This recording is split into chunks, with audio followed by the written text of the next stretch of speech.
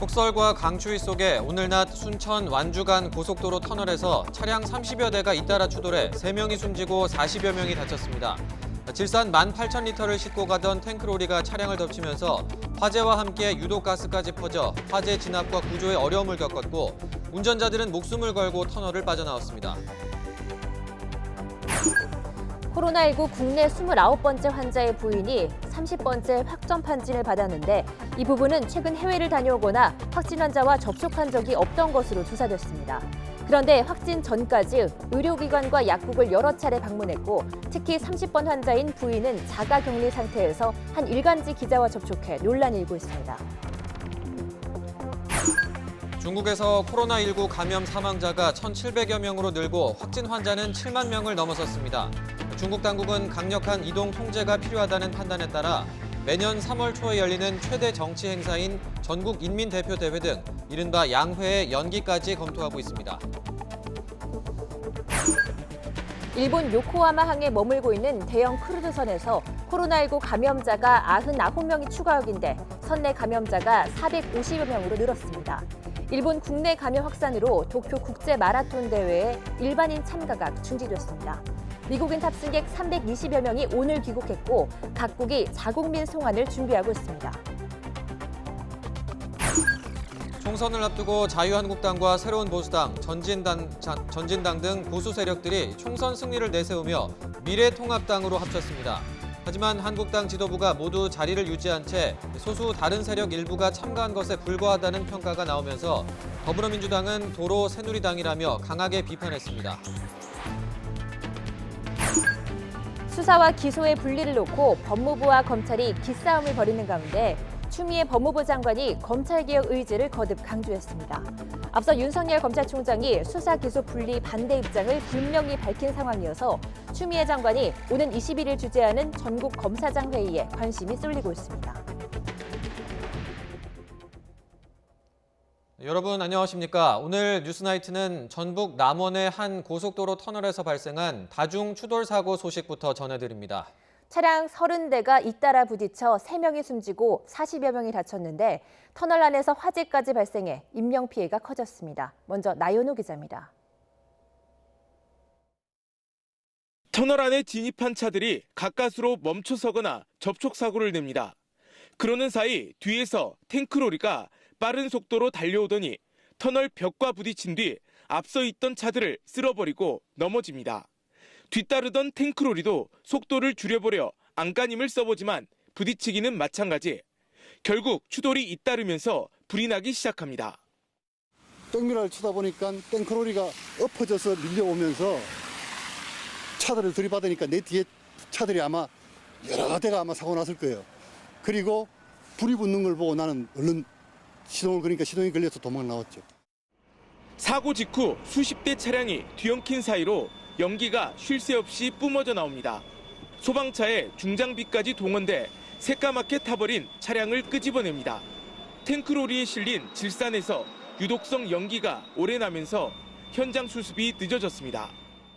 유독가스가 누출돼 있었죠. 누출돼서 접근을 못할 정도로 검은 연기와 화염이 분출되었습니다. 이 사고로 탱크로리 운전자 등이 숨졌고 40여 명이 다쳐 병원으로 옮겨졌습니다. 경찰과 소방당국은 합동 조사를 통해 정확한 사고 원인을 밝힐 계획입니다. 한국도로공사는 터널에 대한 정밀 안전진단 결과에 따라 통행 재개 시기를 결정할 계획입니다. YTN 나연호입니다. 얼어붙은 터널 안에서 연쇄 추돌 사고가 난 뒤에 화염에 질산 유독가스까지 퍼지면서 현장은 말 그대로 아비규환이었습니다. 사고를 당한 운전자들은 목숨을 걸고 걸어서 터널을 빠져나왔습니다. 이어서 지환 기자입니다. 옆으로 쓰러져 터널을 완전히 가로막은 대형 탱크로리. 뒤따르던 차량은 종이처럼 구겨져 새까맣게 타버렸습니다. 차량 연쇄 추돌 이후 화염과 시꺼먼 연기는 터널 내부를 뒤덮었습니다. 말 그대로 아수라장. 부상자가 속출한 상황에서 일부 운전자들은 연기로 꽉 찬 터널을 걸어서 몸만 간신히 빠져나왔습니다. 도로 1차선에 걸어 나오는 데 있잖아요. 그쪽으로 빠져나왔어요. 빠져나오니까 또 뒤에서 계속 와서 박더라고요. 다른 분 다 걸어서 나오고. 폭설까지 내려 소방 구조대는 현장 도착도, 이후 수습도 어려웠습니다. 쓰러진 24톤 탱크로리에는 유독성 물질인 질산 18,000리터를 싣고 있던 상황. 불이 나면서 위험 물질인 질산가스는 한참 뒤까지도 계속 새어나왔습니다. 제6류 위험물이거든요. 이 질산은 그 물질과 접촉하면 그 자연 발화가 될 우려가 큽니다. 그렇기 때문에 주위의 가연물을 이동시키지 않으면 가연물에 쉽게 불이 옮겨 붙을 수도 있습니다. 사고 당시 대설주의보가 내려진 전북 남원에는 5cm 정도의 눈이 내렸습니다. 눈이 터널 안에 떨어져 녹아내리면서 일부 구간이 얼어붙은 것으로 보입니다. 갑작스러운 폭설과 연쇄 추돌, 거기에 화염, 유독가스까지 퍼진 최악의 터널 사고. 사고를 당한 운전자들은 목숨을 걸고 터널을 빠져나와야 했습니다. YTN 지환입니다. 네, 오늘 곳곳에서 눈길 사고 소식이 많았는데요. 월요일 아침 출근길도 평소보다 더 힘들었습니다. 눈 때문에 도로 곳곳이 빙판으로 변했고 체감 기온도 뚝 떨어졌는데요. 하루를 힘겹게 시작한 시민들의 모습을 부장원 기자가 취재했습니다. 마음이 급한 출근길이지만 차들은 가다가 서다가 거북이 운행입니다. 밤사이 내린 눈이 뚝 떨어진 기온 때문에 얼어붙자 빙판길로 변한 겁니다. 미끄럽기는 인도도 마찬가지. 조심조심 걷다가도 발걸음은 어느새 급한 마음에 종종 걸음칩니다. 눈발이 이렇게 아침까지 이어지면서 출근길에 나선 시민들은 교통 혼잡을 피해 버스와 지하철 등 대중교통으로 몰렸습니다. 아예 차량을 두고 나온 시민들로 버스 정류장 앞은 북새통입니다. 궂은 날씨에 평소보다 일찍 집을 나섰지만 버스 안은 이미 만석입니다. 아침에 눈이 많이 와서 출근 시간 좀 오래 걸릴까 걱정이 됐는데 실제로 좀 차가 서행 운전을 하면서 출근 시간이 좀 길어진 것 같아요. 지하철 승강장도 열차를 기다리는 승객들로 발 디딜 틈이 없습니다. 행여나 늦을까 조급한 시민들은 열차 문이 열리기 무섭게 걸음을 재촉합니다. 학원 가는 길인데 눈이 와서 버스나 차량을 이용하기가 좀 불편했을지도 모르겠지만 지하철을 이용하게 되어서 그래도 편안하게. 겨우내 눈 구경을 제대로 못해 반가울 법도 하지만 마냥 즐겁지는 않습니다. 남쪽 지방 울산에서 왔는데 우리 울산에 엊그제만 하더라도 봄 날씨 같았거든. 서울에 와서 그런지 오니까 엄청 춥습니다. 입춘이 열흘도 넘게 지나 쏟아진 한방눈이 가뜩이나 바쁜 월요일 출근길을 더욱 힘겹게 만들었습니다. YTN 부장원입니다. 네, 2월 중순에 쏟아진 대설은 때늦은 영하 10도 안팎의 한파가 원인이었습니다. 강추위와 눈은 내일까지 이어질 것으로 보입니다. 정혜용 기자입니다. 눈다운 눈이 없었던 서울에 한방눈이 쏟아집니다. 도로 위의 눈은 금방 녹았지만 건물 위, 차 위에는 소복이 하얀 눈이 쌓였습니다. 2월에 보기 힘든 많은 눈은 때늦게 찾아온 한파가 만든 것입니다. 천리안 위성이 촬영한 우리나라 주변 구름대의 모습입니다. 서해를 중심으로 사선으로 만들어진 눈구름이 계속 내륙으로 들어오고 있습니다. 영하 30도에 달하는 찬 공기가 상대적으로 따뜻한 서해를 지나며 목욕탕에서 김이 생기는 것처럼 눈구름이 만들어진 겁니다. 이번 눈은 내일 오전까지 이어질 것으로 보입니다. 울릉도 독도에는 최고 50cm, 제주 산간에도 30cm의 눈이 더 내려 총 적설이 1m를 훌쩍 넘어설 것으로 보입니다. 충남 서해안과 호남, 제주도에도 5에서 10cm의 눈이 더 오겠습니다. 강추위도 내일 아침 절정을 이룰 것으로 보입니다. 대관령 기온이 영하 16도, 파주 영하 12도, 서울 영하 8도 등 제주도를 제외한 전국이 영하권에 머물겠습니다. 이번 찬 공기가 18일 아침까지 강하게 내려오면서 이번 추위 절정에 달하겠습니다. 그러나 낮부터 찬 공기가 약해지면서 추위는 점차 누그러지겠습니다. 눈은 내일 오전에 그치고 추위는 모레부터 풀리며 온화한 날씨로 되돌아갈 것으로 보입니다. YTN 정혜윤입니다.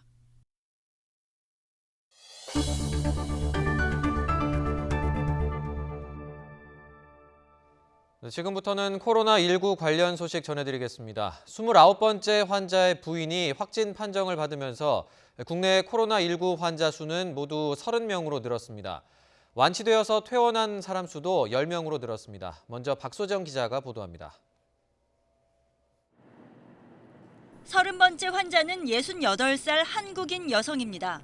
심근경색 의심 증상으로 고대 안암병원 응급실을 찾았다가 확진된 29번째 환자의 아내입니다.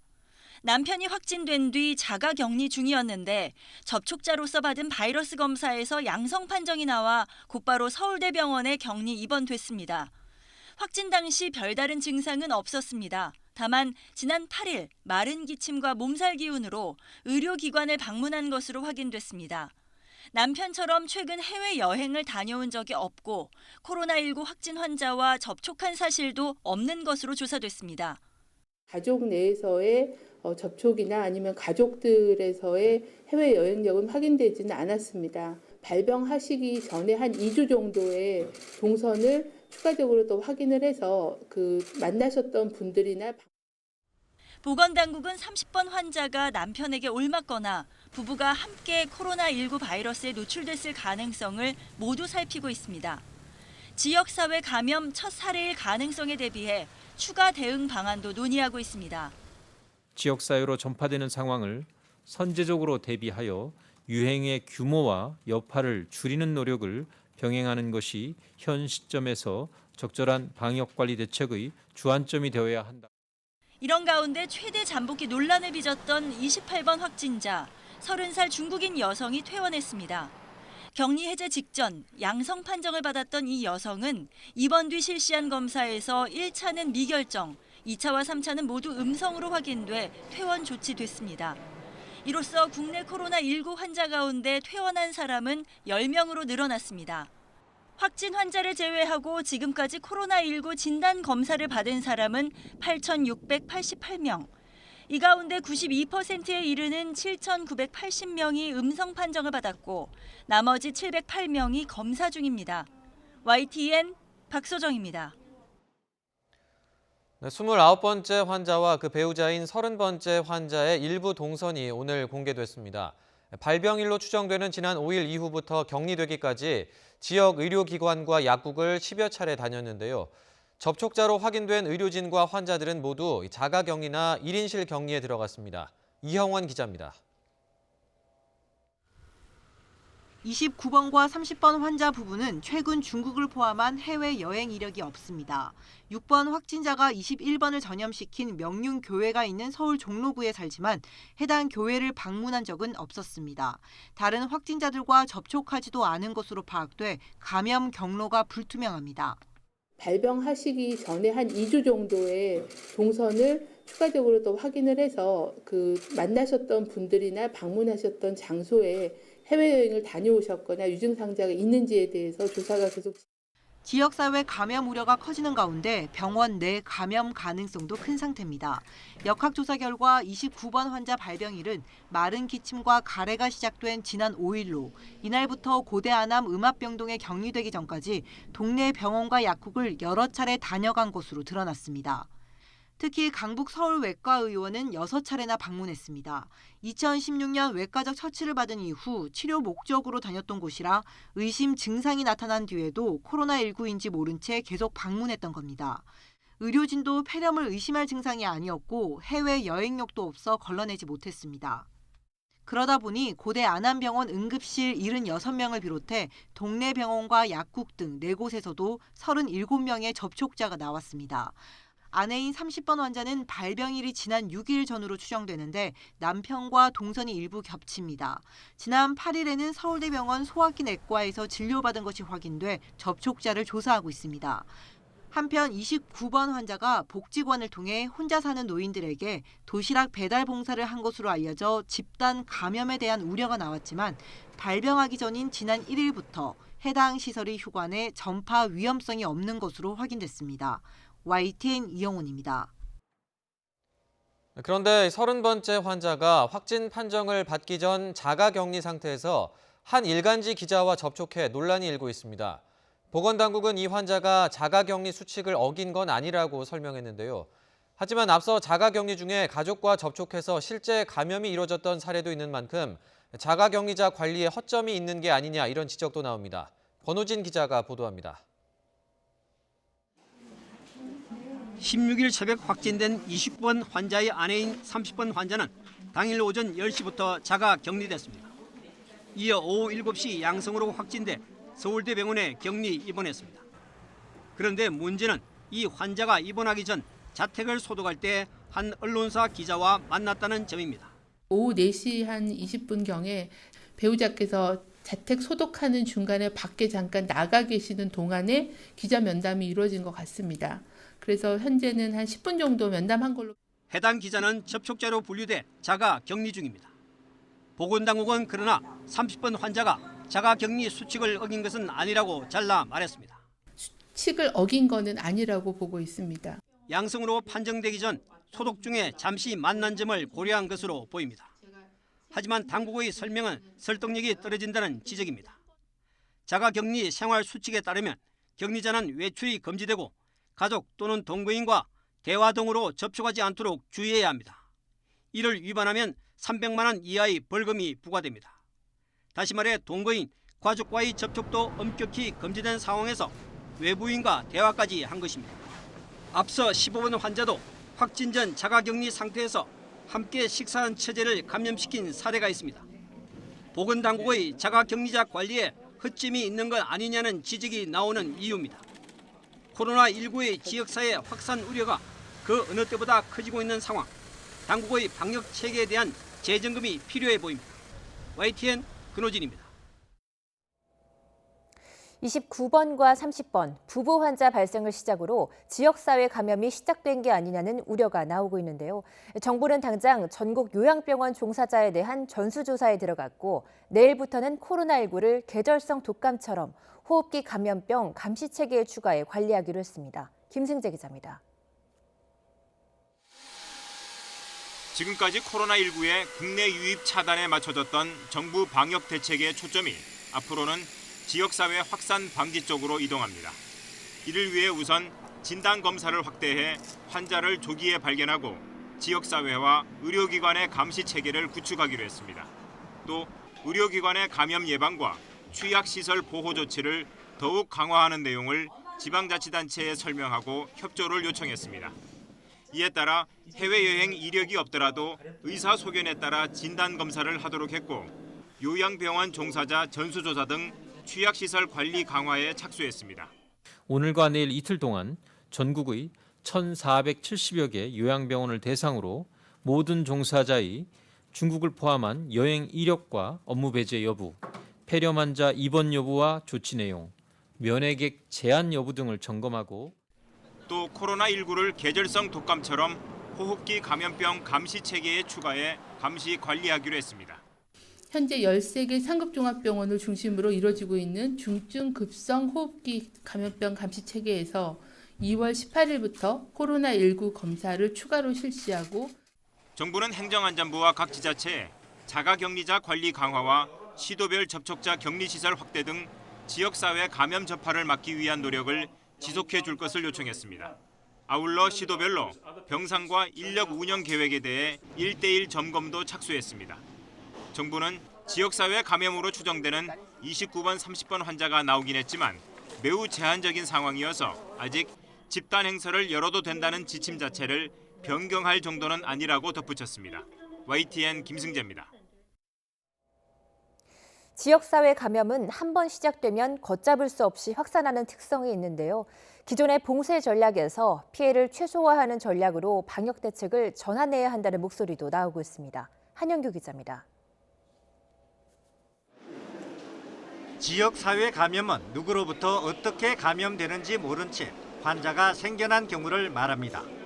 병원 입장에서는 역학적 연관성이 없어도 발열이나 호흡기 증상이 있으면 코로나19를 의심해야 하는 곤혹스러운 상황이 됩니다. 국민 입장에서도 어디서 감염될지 몰라 불안해지기는 마찬가지입니다. 지역 감염이 위험한 이유는 한 번 시작되면 걷잡을 수 없이 확산할 위험이 크기 때문입니다. 지금 우리가 알고 있는 확진 환자 수는 빙산의 일각이라고 보시는 게 좋습니다. 왜냐하면 우리가 사례 정의를 넓히면서 쭉 해왔지만 사례 정의 바깥에 있는 환자들은 우리가 진단이나 확인을 못해서 모를 뿐이지. 코로나19는 메르스보다 치명률은 낮지만 전파력은 높아 지역사회 감염 우려는 더 높은 편입니다. 근본 코로나 바이러스 19의 특성상 증상이 경미한 초기 상태에서도 빠르게 전파를 일으킬 수 있어 지역사회 감염 위험이 상존하고 있다고 보고 있습니다. 아직은 초기 단계지만 지역사회 감염자가 많이 늘어나면 정부의 방역 대책도 바뀌어야 합니다. 현재는 공항 등에서 특별 검역을 통해 의심 증상이 있는 환자를 가려내고 확진 환자와 접촉한 사람을 격리해 2차, 3차 감염을 막는 데 집중하고 있습니다. 하지만 지역사회 감염자가 크게 늘어나면 봉쇄 전략에서 피해 최소화 전략으로 전환해야 한다는 게 전문가들의 평가입니다. 보건소가 의심 환자의 선별 진료와 경증 환자 진료에 치중하고 중증 환자는 상급 종합병원과 격리 병상에서 치료하는 방식으로 의료기관 간의 역할 분담도 강화해야 합니다. YTN 한윤규입니다. 정부는 개강을 앞두고 입국하는 중국인 유학생을 2주 동안 자율 격리한다는 방침입니다. 하지만 중국인 유학생이 집을 벗어나 대학가나 시내에 돌아다닐 경우 이를 막을 법적 근거가 없어 우려가 커지고 있습니다. 김정균 기자입니다. 아직 중국에 있는 유학생들에게 정부는 1학기 휴학을 권고했습니다. 입국한 유학생들에겐 2주간 자율격리와 등교 중지 등의 조치를 내렸습니다. 하지만 중국인 유학생 관리에 사각지대가 있습니다. 원룸 등에 자취하는 중국인 유학생에게 누구도 자가격리를 강제할 수 없기 때문입니다. 저희가 발표한 그 중국 유학생에 대한 그 대책은 법적인 자가격리가 아니고요. 등교 중지, 외출 제한에 해당되는 내용입니다. 자가격리 대상은 코로나19 의심 증상이 있거나 확진자와 밀접 접촉한 사람으로 규정돼 있습니다. 중국인 유학생이 대학가나 시내 번화가를 돌아다녀도 막을 수 없어 사실상 통제가 불가능합니다. 기숙사도 마찬가지입니다. 1인 1실 배정 원칙과 도시락 활용 등 정부의 가이드라인이 있지만 완전히 가둬둘 수는 없습니다. 중국 유학생에는 격리 거부 입장인 것으로 알려져 오히려 국내 학생과의 갈등마저 우려됩니다. 극소수지만 입국했음에도 학교 연락을 받지 않는 유학생도 있습니다. 하지만 교육부는 중국 국적이라는 이유만으로 강제 격리와 외출 통제를 요구하는 것은 지나치다는 입장입니다. 학생들이 이제 자가에 있든 기숙사에 있든 어쨌든 외출을 좀 자제하고 등교 중지를 제대로 할 수 있도록 대학별로 저희가 매일 1회 이상 점검하면서 모니터링을 좀 철저히 해 나갈 예정입니다. 정부의 모호한 격리 조치에 대학 현장의 혼란은 당분간 피할 수 없습니다. YTN 김유균입니다. 중국에서는 매년 3월 초에 전국 인민대표대회라는 큰 정치 행사가 열리는데요. 2003년 사스 사태 때도 그대로 열렸던 이 대회를 중국 정부가 미루는 방안을 검토하고 있습니다. 코로나19의 확산세가 좀 주춤하지만 여전히 강력한 통제가 필요하다는 판단인 것으로 보입니다. 베이징 강성웅 특파원의 보도입니다. 중국이 다음 달 5일로 예정된 전인대, 즉 전국인민대표대회의 개최 연기를 공식 논의하기로 했습니다. 약 3,000명의 지역 대표들이 베이징에 한꺼번에 모일 경우 코로나19의 확산이 우려되기 때문입니다. 방역 업무에 차질을 줄 수 있다는 점도 감안됐습니다. 提请审议全国人大常委会关于推迟召开第13届全国人民代表大会第3次会议的决定草案的议案。 전인대와 함께 양회로 불리는 인민정치협상회의 정협도 연기를 검토한다고 밝혔습니다.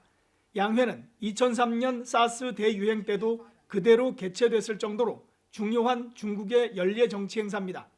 형식상 최고 권력기관인 전인대 회의의 연기 검토는 코로나19 상황의 심각함을 보여줍니다. 전시 통제와 외출 금지령을 내린 지역들도 여전히 유지하고 있습니다. 无病例的社区出现病例或集中和聚集性病例社区以及社区传播的社区分级分类的进行管理。 우한 인근의 마청시는 의심 환자를 신고하면 현금 500위안, 우리 돈 8만 원을 지급하기로 했습니다. 중국 내 사망자와 확진자의 증가세는 둔화되고 있지만 방역 조치는 더 강화되고 있습니다. 극단적 이동 제한 조치를 한꺼번에 풀 경우 언제든 다시 확산할 수 있다고 보기 때문입니다. 중국의 전염병 전문가 중난산 원사는 코로나19의 절정기가 이번 달 중순이나 말이라고 예측했습니다. 주춤해지기는 했지만 아직 최고조에 도달하지 않은 만큼 강력한 이동 통제는 당분간 계속될 전망입니다. 베이징에서 YTN 강성웅입니다. 일본 요코하마항에 정박 중인 크루즈선에 발이 묶였던 승객들 가운데 미국인 300여 명이 전세기편으로 귀국했습니다. 이런 가운데 크루즈선을 제외한 일본 내 감염 사례도 잇따르면서 대규모 행사들이 취소되는 등 불안감이 커지고 있습니다. 도쿄에서 이경아 특파원이 보도합니다. 감염에 대한 불안 속에 2주간 선상 생활을 버텨온 미국인 320여 명. 미국에 내려 다시 14일간 격리 생활을 해야 하지만 공포의 크루즈를 탈출했다는 것에 안도하고 있습니다. Well, we're exhausted, but we're on the plane, and that's a good feeling. 미국에 이어 캐나다와 호주, 홍콩 등 각국이 앞다퉈 자국 승객들에 대한 송환을 준비하고 있습니다.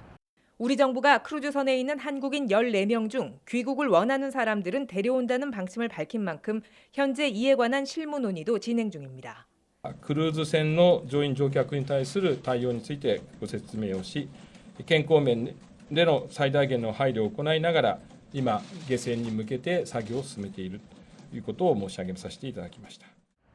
절반 가까이 진행된 탑승자 검사 결과 새로 확인된 99명을 포함해 선내 감염자는 450여 명으로 늘었습니다. 크루즈선뿐 아니라 국내 감염도 전국 각지에서 확산하면서 일본 정부가 주력해온 예방책은 사실상 실패한 셈이 됐습니다.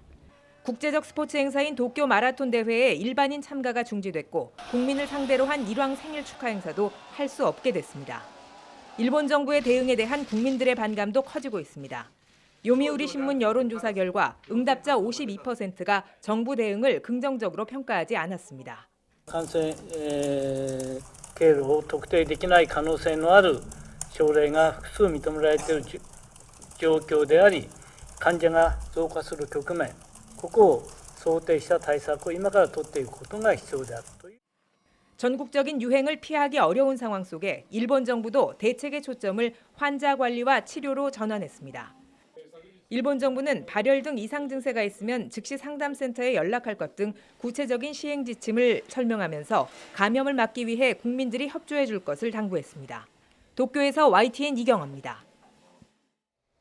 네, 앞서 입항 허가를 받지 못해서 바다를 떠돌다 캄보디아에 정박한 한 크루즈선에서는 승객 한 명이 코로나19 확진 판정을 받았습니다. 하지만 이미 배에서 내린 사람이 1000여 명인데 이들이 각 나라에서 새로운 전파자가 될 수도 있다는 경고가 나왔습니다. 보도에 김영근 기자입니다. 거듭된 입항 거부로 바다를 떠돌다 간신히 캄보디아에 입항한 크루즈선 웨스테르다모. 하지만 승객들의 기쁨도 잠시 다시 배 위에서 기다리는 신세가 됐습니다.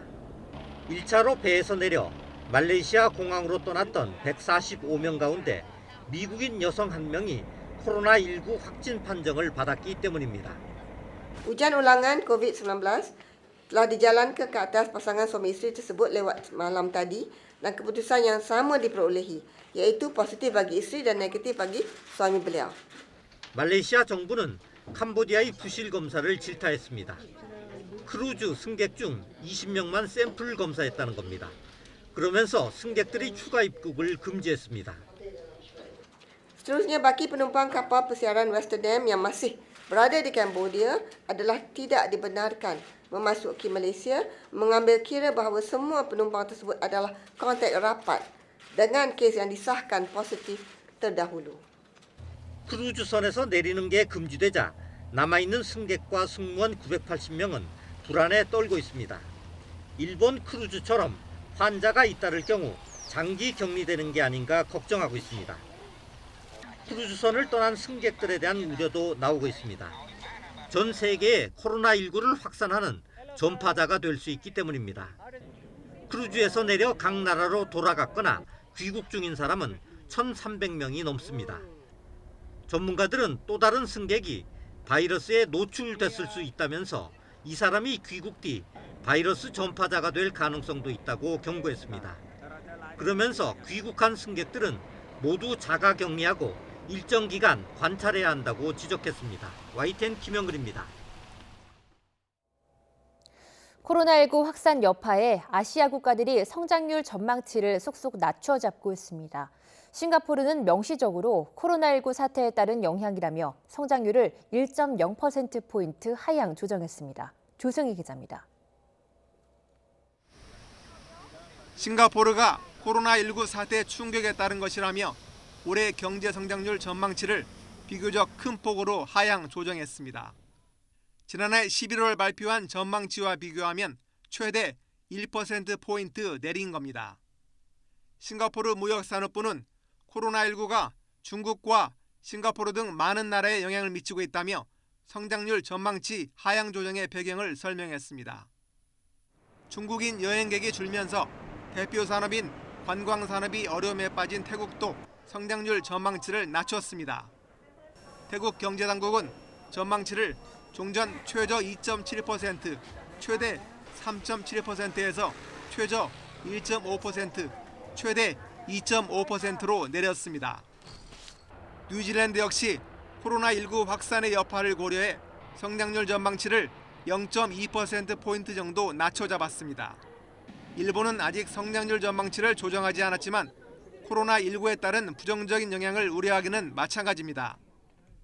일본은행 쿠로다 하루이코 총재는 인터뷰에서 코로나19 사태를 최대 불확실성으로 지목하면서 일본 경제에 심각한 위협이 될 경우에는 주저하지 않고 추가적인 양적 완화를 검토할 것이라고 말했습니다. 국제신용평가회사 무디스는 지난 16일 코로나19 확산 등을 이유로 일본의 올해 성장률 전망치를 종전 0.4%에서 0.3%로 하향 조정했습니다. YTN 조승입니다. 지난해 일본 수출 규제 여파에 이어 올해 코로나19 악재까지 겹치면서 항공업계가 최대 위기를 맞고 있습니다. 정부는 저비용 항공사에 3천억 원 긴급 융자를 지원하고 각종 공항시설 사용료 납부를 유예해 주기로 했습니다. 백종규 기자입니다. 코로나19 공포에 항공업계는 그야말로 울상입니다. 최근 한중 노선 운항 횟수가 77%까지 감소했고 동남아 주요 노선 여행객까지 빠른 속도로 줄고 있기 때문입니다. 지난 2003년 사스와 2015년 메르스 때보다 전체 항공 여객 감소 속도도 빨라 일부 저비용 항공사는 항공기 운항 중단까지 고려하는 상황입니다.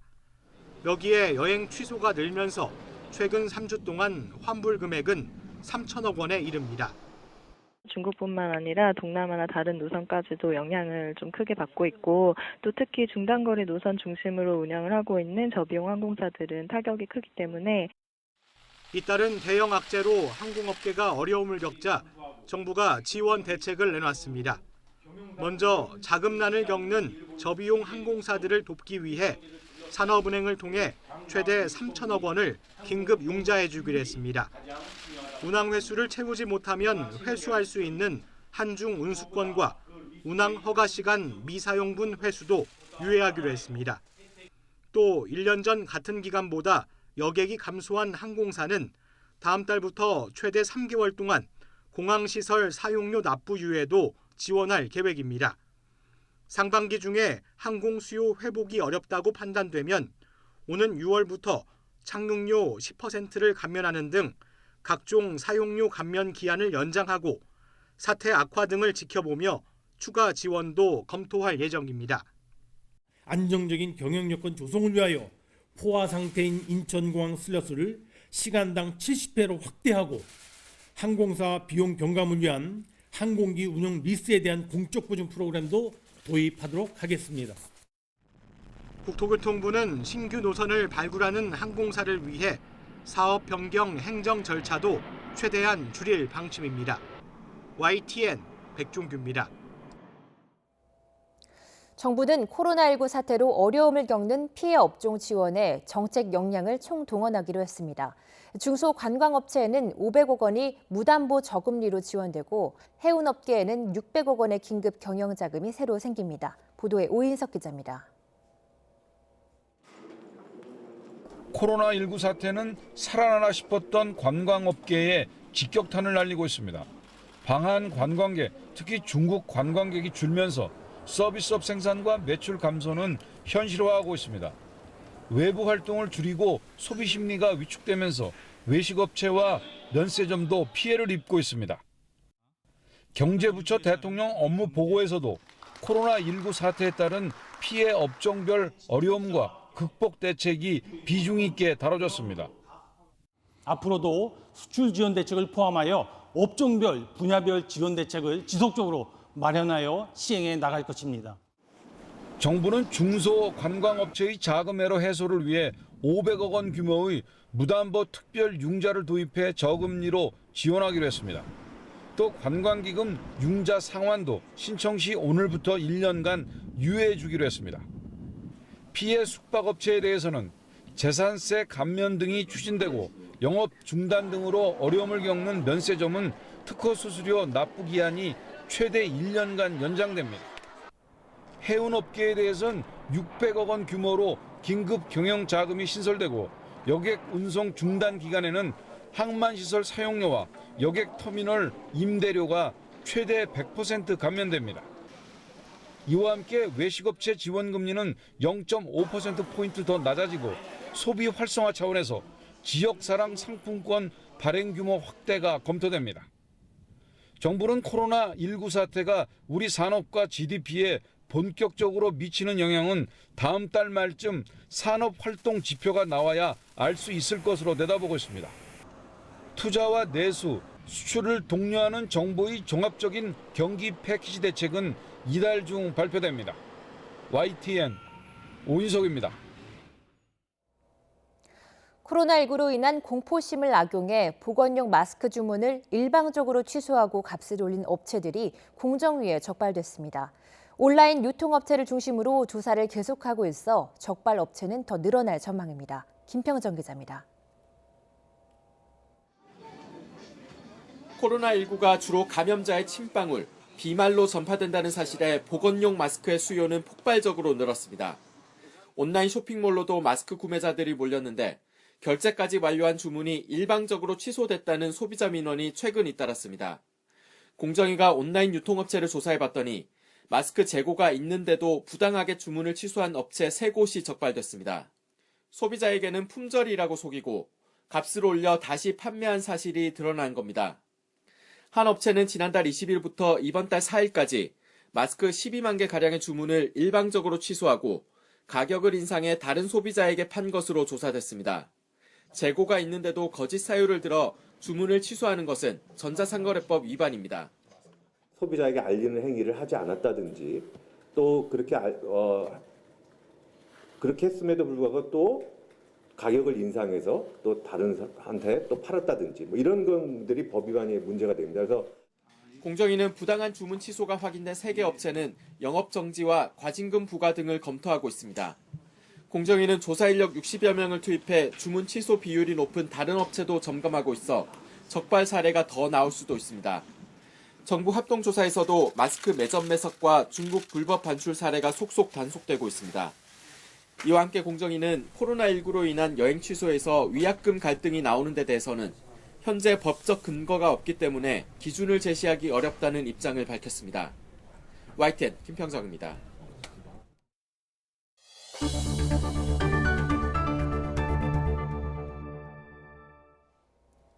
총선을 앞두고 보수 세력의 통합 정당인 미래통합당이 닻을 올렸습니다. 박근혜 전 대통령의 탄핵 과정에서 쪼개진 뒤 3년 만에 새로운 지붕 아래 다시 모인 건데 당장 여당에서는 도로 새누리당이란 비판이 나왔습니다. 송재인 기자입니다.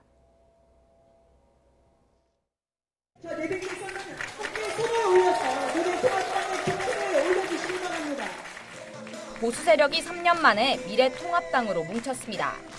자유한국당과 새로운 보수당, 전진당 등 3개 원내정당과 친이계까지 모인 상황을 두고 황교안 대표는 100일의 기적이라고 표현했습니다. 이번 총선의 목표는 역시 정권 심판으로 잡았습니다. 통합의 첫걸음을 내딛긴 어려웠지만 이제 가속도를 붙여 반드시 문재인 정권을 막아내자고 목소리를 높였습니다. 문재인 정권을 심판하고 자유민주주의를 수호해달라고 하는 국민의 강력한 외침이 오늘 미래통합당의 출발을 이끌어냈습니다. 총선 승리라는 대의명분은 챙겼지만 사실 이번 통합이 보수 진영이 외쳐온 개혁과 쇄신에 부합하는지는 따져볼 문제입니다. 일단 황교안 대표, 심재철 원내대표를 비롯한 자유한국당의 지도부는 모두 자리를 보전했습니다. 통합에 참여한 다른 세력들의 대표들을 일부 추가한 수준에 그친 겁니다. 미미한 지도부 쇄신은 결국 공천으로 극복할 수밖에 없지만 공천관리위원 증원에도 합의를 이루지 못하고 있습니다. 늘릴지 안 늘릴지 그런 부분들은 새로 지도부가 구성이 돼서 김영호 공관위하고 협의를 해서 결정을 하는 것으로 했기 때문에 당장 여당에선 바뀐 것 없는 도로 새누리당이라는 비판이 쏟아졌습니다. 새로 창당하는 제1야당에는 새 인물도 새로운 비전도 잘 보이지 않습니다. 돌고 돌아서 결국 도로 새누리당을 선택했다는 지적을 피하기 어려워 보입니다.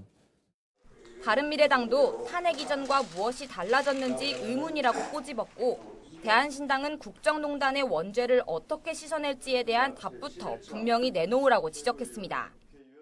통합열차가 종착지에 다다랐지만 간판만 급조했다는 비판을 피하려면 중도로까지의 외연 확장이 관건입니다. 하지만 새보수당 유승민 보수재건위원장마저 출범식에 불참한 상황에서 안철수 전 의원이 이끄는 국민의당을 포섭해낼 수 있을지가 새집 완성의 과제로 남았습니다. YTN 송재인입니다. 네, 오늘 미래통합당 출범 직전에는 이 자유한국당의 중진 의원인 정가뷴, 유기준 의원이 총선 불출마를 전격 선언하기도 했습니다.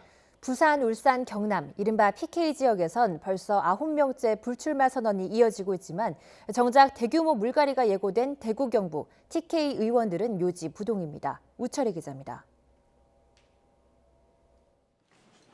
울산에서만 내리 5선을 지내고 국회 부의장까지 역임한 정가뷴 의원이 돌연 총선에 나가지 않겠다고 밝혔습니다. 이번 총선은 망해가는 나라를 바로잡는 중차대한 선거라면서 선당 후사의 마음으로 스스로 내려놓겠다고 말했습니다. 여러분의 한 표가 문재인 정권의 잘못된 정책을 바로 잡을 수 있습니다. 그 과업을 위해 저는 백의종군하겠습니다. 해양수산부 장관을 역임하고 직전 원내대표 경선까지 출마했던 4선의 유기준 의원도 불출마 대열에 합류했습니다. 다만 현재의 지역구에 출마하지 않겠다는 말로 당의 요청 등에 의한 수도권 험지 출마에 대해서는 여지를 완전히 닫아두진 않았습니다. 두 의원 모두 비례 위성정당인 미래한국당으로 당적을 옮기는 문제에 대해서도 즉답을 피했을 뿐 가능성은 시사했습니다. 미래한국당으로 당적이 그 부분은 아직 생각은 안 해봤지만은 정치가 워낙 변동이 많기 때문에. 지난 주말 서울을 지역구로 둔 김성태 의원과 박인숙 의원에 이어 텃밭인 부산, 울산, 경남, PK 지역에서만 9명, 그것도 중진들의 불출마 선언으로 미래통합당의 공천 물갈이는 탄력을 받게 됐습니다. 문제는 대구, 경북, TK 지역입니다. 현역 컷오프 비율을 높이겠다는 경고가 나온 가운데 미래통합당 소속 TK 의원 20명 중 불출마를 선언한 사람은 단 2명, 유승민, 정종섭 의원뿐입니다. 한 TK 의원은 연이은 불출마 선언으로 당연히 부담을 가질 수밖에 없지 않겠냐면서도 책임에서 자유로울 수 있는 사람이 누가 있겠느냐고 강조했습니다. 닻을 올린 미래통합당은 이번 주 TK 지역에 대한 공천 면접을 앞두고 있습니다. 자유한국당 출신 외에 새로 합류한 인사들의 공천 신청과 면접도 예정돼 있어서 쇄신을 실현하면서도 반발을 줄일 방안을 찾는 것이 관건입니다. YTN 우철입니다. 당의 비판적인 칼럼을 쓴 교수와 언론사를 민주당이 고발 조치한 이른바 민주당만 빼고 논란과 관련해서 이낙연 전 국무총리가 사과했습니다. 해당 교수는 사과를 수용한다며 더 이상의 논란은 원치 않는다고 밝혔지만 정작 민주당 지도부는 사과해야 할 시기를 놓쳐 비판을 키웠다는 지적이 나옵니다. 조은지 기자입니다. 눈발 속에 영화 기생충을 찍은 서울 부암동을 둘러본 이낙연 전 총리. 민주당만 빼고 칼럼 고발 사태와 관련해 다시 한번 겸손함을 강조하며 국민에 사과했습니다. 겸손함을 잃었거나 또는 겸손하지 않게 보인 것들에 대해서는 국민들께 미안하게 생각합니다. 개인적 차원이 아닌 공동 상임선대위원장 내정자 자격의 사과라고 덧붙였습니다. 비판 칼럼 고발 사태가 불거진 이후 나온 민주당의 첫 번째 공식 사과입니다. 당 지도부는 같은 날 회의에서도 정식 사과 대신 아프다는 애매모호한 말로 비껴갔습니다. 민주당은 표현과 언론의 자유를 위해서 과거 권위주의 정권에 맞서 투쟁해온 정당입니다. 임미리 교수의 컬럼이 아프게 합니다. 민주당이 앞으로 더 잘하겠습니다. 국민께 사과하라고 요구했던 임미리 교수는 당대표 공식 사과가 없는 건 유감이라면서도 둘의 발언을 의미 있게 생각하고 수용한다고 밝혔습니다. 또 민주당이 촛불혁명의 의미를 되새기고 제 칼럼이 의미하는 바가 무엇인지 깊이 되새겼으면 좋겠다고도 했습니다. 고발 대상자가 수용하면서 이번 사태는 일단락되는 듯 보이지만 이 과정에서 보여준 민주당 지도부의 모습에 비판적인 목소리가 당 안팎에서 계속 나옵니다. 임 교수의 정치색만 강조하면서 고발 자체에는 큰 문제가 없었다는 입장만 당 밖으로 표출되면서 지도부가 중심을 잃은 듯 보였습니다. 당내 혼선을 감안하더라도 이 모든 책임은 이해찬 대표에게로 돌아갈 수밖에 없습니다. 군더더기 없는 사과 한마디면 일찌감치 끝났을 문제지만 결국 민주당만 빼고 나도 고발하라 두 문구만 남았습니다. 표현의 자유를 강조해온 민주당으로서는 뼈아픈 대목입니다. YTN 조은지입니다. 민주당이 일하는 국회를 만들겠다며 상습적으로 회의에 안 나오는 국회의원의 세비를 삭감하고 제명까지 할 수 있도록 하는 내용의 공약을 내걸었습니다. 총선을 앞둔지라 여야 가리지 않고 다양한 국회개혁 공약을 선보일 것으로 예상되는데 얼마나 믿을 수 있을지는 의문입니다. 최민기 기자입니다. 민주당이 총선 공약으로 일하는 국회를 위한 국회 개혁 카드를 꺼내들었습니다. 무노동 무임금 원칙에 입각해 특별한 이유 없이 상습적으로 국회 회의에 나오지 않을 경우 불출석 일수에 비례해 단계적으로 세비를 삭감한다는 내용입니다. 징계 규정을 신설해 30일에서 최고 90일까지 각종 회의 출석을 정지하거나 의원 제명도 가능하도록 했습니다. 국회의원에 대한 실효적 징계 방안을 마련해 달라는 국민적 요구도 끊임없이 이어지고 있습니다. 또 국민소환제를 도입해 윤리 의무를 어긴 의원을 파면할 수 있는 장치를 마련하고 만 18세 이상 국민이 국회에 법안을 제안하고 30만 명 이상의 온라인 지지 서명을 받으면 국민의 입법 참여를 보장하도록 했습니다. 국회가 해야 될 일이 굉장히 많고 변화되는 시대 상황에 빠르게 변화하는 그런 강한 모습들을 보여줘야 되는데 그동안 그렇지 못했던 것 같습니다. 이 밖에 정기회가 아닌 달 매월 1일에 임시국회를 열도록 의무화하고 사실상의 상원 역할을 한다는 지적을 받았던 법제사법위원회의 체계자구 심사 권한을 폐지해 국회 내 별도의 기구로 넘긴다는 구상도 내놨습니다. 최근 지지율 정체가 이어지는 민주당이 일하는 국회를 총선 공약으로 내건 이유는 그동안 식물국회라는 비판을 받을 때마다 집권 여당으로서의 책임이 더욱 컸기 때문입니다. 앞서 안철수 가칭 국민의당 창당준비위원장도 무단결석 의원에 대한 세비 삭감과 상임위 자동 개회를 의무화하는 내용을 담은 국회 개혁을 총선 공약으로 내걸기도 했습니다. 식물국회니 동물국회니 여러 비판을 들을 때마다 일하는 국회를 만들어야 한다는 지적이 이어져 왔습니다. 그런데 다음 국회는 이룰 수 있을지 의심의 눈초리가 더 많은 게 국회를 바라보는 현실입니다. YTN 최민기입니다. 검사의 수사와 기소 분리를 두고 법무부와 검찰이 기싸움을 하고 있는데요. 추미애 법무부 장관은 잘못된 관행은 고쳐야 한다며 검찰 개혁 의지를 재차 강조했습니다. 앞서 윤석열 검찰총장이 수사 기소 분리에 반대 입장을 분명히 한 만큼 이번 주 전국 검사장 회의를 앞두고 긴장감이 감돌고 있습니다. 박서경 기자입니다.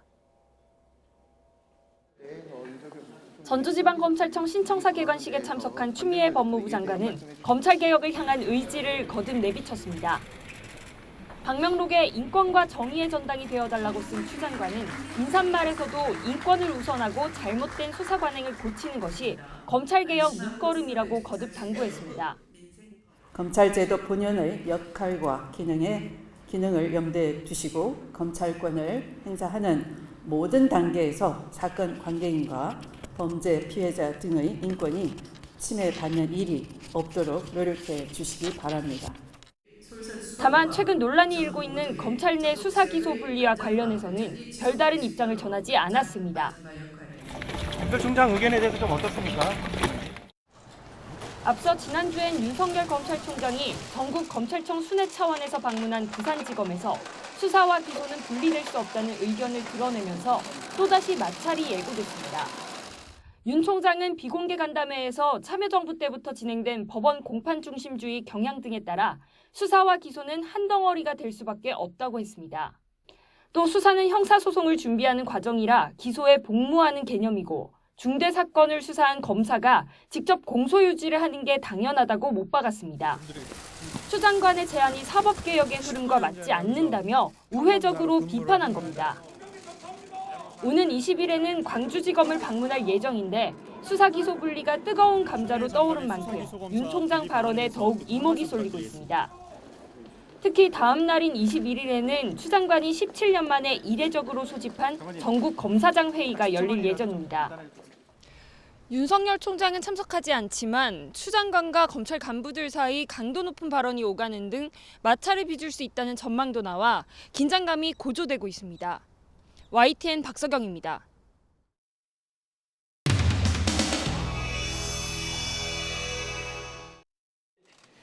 감사합니다. 저희 자유한국당 미디어 특위에서는 불공정 보도에 대한 삼진 아웃제를 실시합니다. 좌편향으로 기울어진 여러 가지 미디어 환경을 바로 세우고자 불공정 보도에 대한 언론중재위원회 제소 총 113건, 방송통신심의위원회 제소 총 224건, 고소고발 총 10건을 처리 및 진행하고 있으며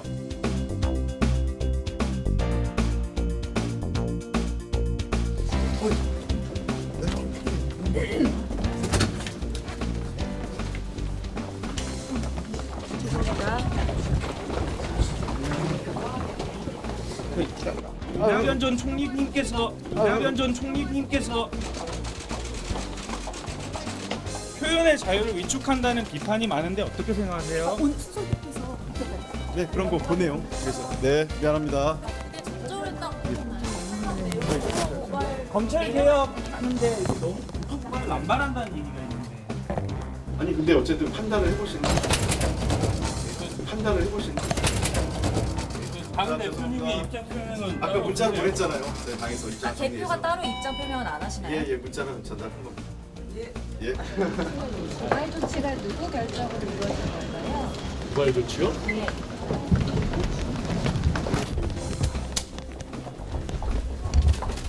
잠시만요.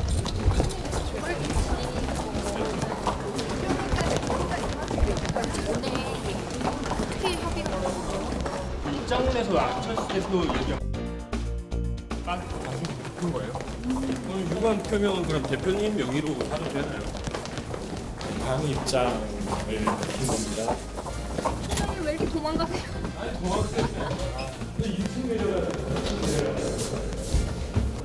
임미리 교수건요. 안철수의 그 싱크탱크인 미래의 집행위원이었었죠. 그러다 보니까 단순한 의견 개진, 의견 이런 차원을 떠나서 정치적 의도가 있었던 것으로 해석했던 부분이 있었고 대응 자체가 좀 과도하다라고 하는 의견들이 상당히 많이 수렴이 되어서 그렇다면 빨리 신속하게 고발을 취하하고 그리고 너무 많은 게 아니냐는 지적들이 좀 나오더라고요. 언론 고소고발이 좀 많이 있어요. 기사에 대해서요. 네. 편해요. 그런가요? 자유한국당에 비해서 한 10분의 1 정도 안 될까요? 그래요? 네. 칼럼이었어도.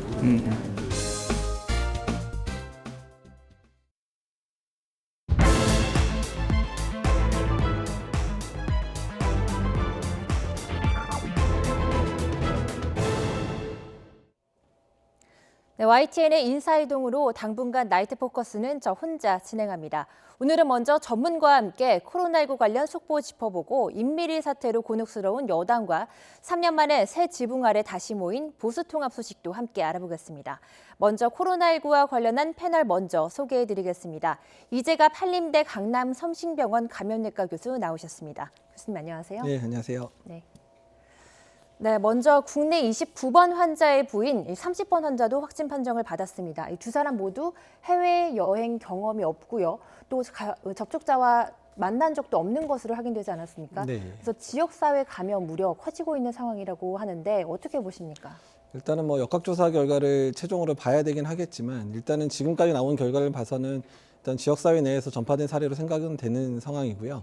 다만 뭐 지역사회 전파든 아니든 간에 역학조사를 통해서 그러든 어떻든 간에 이 환자 자체가 이런 여행력 없이 병원에 내원했고 그러면서 폐렴으로 진단되면서 이제 바로 이제 격리가 들어가긴 했지만 이 부분이 의료기관에게 던지는 파장은 상당히 큽니다. 왜냐하면 일단 이런 지금까지 여행력 중심으로 환자를 이제 스크리닝하고 있었는데 이런 네. 여행력과 무관하게 환자가 발생할 수 있다는 사실 때문에 대개 병원의 응급실과 그다음에 대개 병원들의 외래에서 폐렴 발생 환자들에 대한 고민들이 상당히 커진 상황들이거든요. 네.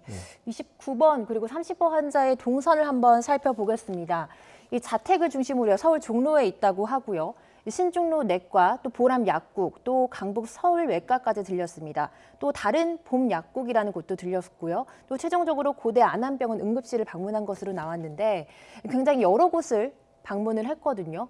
그래서 이게 병원 내 감염이 우려되는 거 아니냐, 메르스 사태가 다시 재발하는 거 아니냐 이런 우려도 나오는데 어떻게 보십니까? 일단 다행인 거는 고대 안암병원 안에서 응급실 체류 시간이 한 3시간, 4시간 사이 정도였고 폐렴이 의심되자마자 바로 격리가 돼서 그리고 이제 확진되자마자 바로 서울대병원으로 이송이 됐었거든요. 그래서 응급실 치료 시간이 짧았고 응급실 내에서 이제 접촉했던 분들의 숫자가 의료진과 환자들은 한 5-6명 정도밖에 안 됐다는 사실은 상당히 좀 다행으로 생각이 됩니다. 다만 이제 병원 안에 계신 분들이 상당히 이제 응급실에 계셨다고 하지만 일단은 좀 전반적으로 면역이 떨어진다든지 뭐 노령 환자들 이런 환자들이 있을 수 있기 때문에 그런 접촉자들 안에서 환자가 발생하지 않기를 좀 지금은 바라고 있는 상황들이고요. 그다음에 다른 의원이나 또는 다른 약국에서 많이 다녔었기 때문에 이런 접촉자 관리를 철저하게 해서 추가적인 환자 발생이 없는지에 대해서는 철저하게 따져봐야 될 것 같습니다. 네.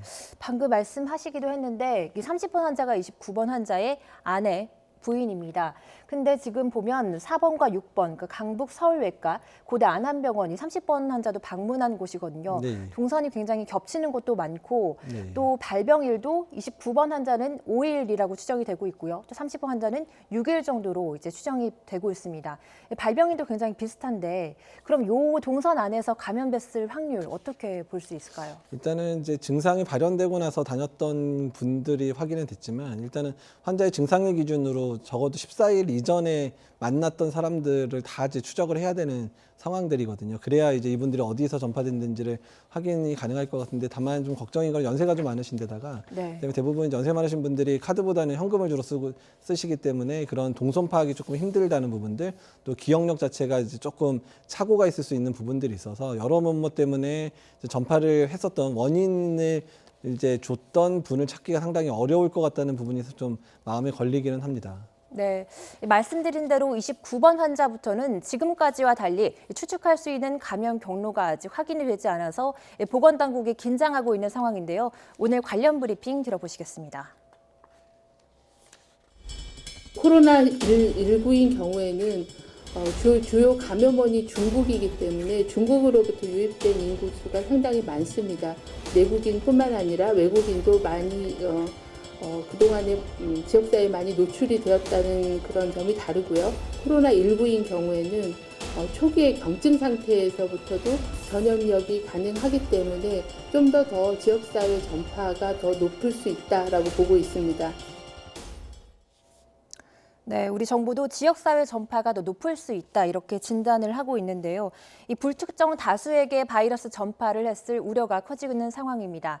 방역망을 벗어난 첫 사례가 발생하면서 우리 정부의 방역 체계도 좀 이제 바꿔야 되는 거 아니냐 이런 지적도 나오고 있는데요. 이제 뭐 당연히 이제 국면 전환이 시작돼야 될 시기가 됐고요.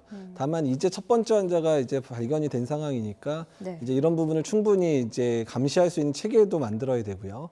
또한 의료 전달 체계에 대한 부분들도 이제 고민을 해야 될 때가 됐는데 일본이 지역사회에서 발생하는 그런 역학조건이 없는 환자들이 이제 많이 발생을 하다 보니까 어제부터 전반적인 이제 진료 체계를 바꾸기 시작했거든요. 일단은 이제 호흡기 증상, 뭐 해외 여행력이 없더라도 호흡기 증상이 있는 분들은 일단 집에서 3, 4일 이제 뭐 휴가를 받든 뭐 병가를 내서 3, 4일 쉬고 증상이 3, 4일 안에 호전이 되지 않으면 바로 이제 이런 환자를 볼 수 있는 우리나라의 선별진료소 같은 의원들이 있거든요. 그런 병원에 방문해서 본인이 그런 감염이 아닌지를 체크를 받아라. 그리고 그중에서 뭐 입원할 정도의 폐렴 환자들은 이제 병원으로 이송하는 이런 식의 체제를 일본이 만들고 있기 때문에 우리나라도 지금 이제 시작이니까 지금 빨리 그런 체제 정비를 준비를 해서 이제 지역사회 감염 환자들이 늘어나는 상황들이 된다 그러면 바로 그런 체계로 넘어가는 단계를 밟아야 될 것 같습니다. 네. 근데 이런 가운데 이 29번 환자 그리고 30번 환자 이 부부가 독거노인의 도시락 배달 봉사를 했다고 합니다. 그래서 종로에 있는 노인 복지관을 방문했는데 문제는 이들이 고령이고 또 그리고 저소득층, 또 감염 취약계층이라는 겁니다.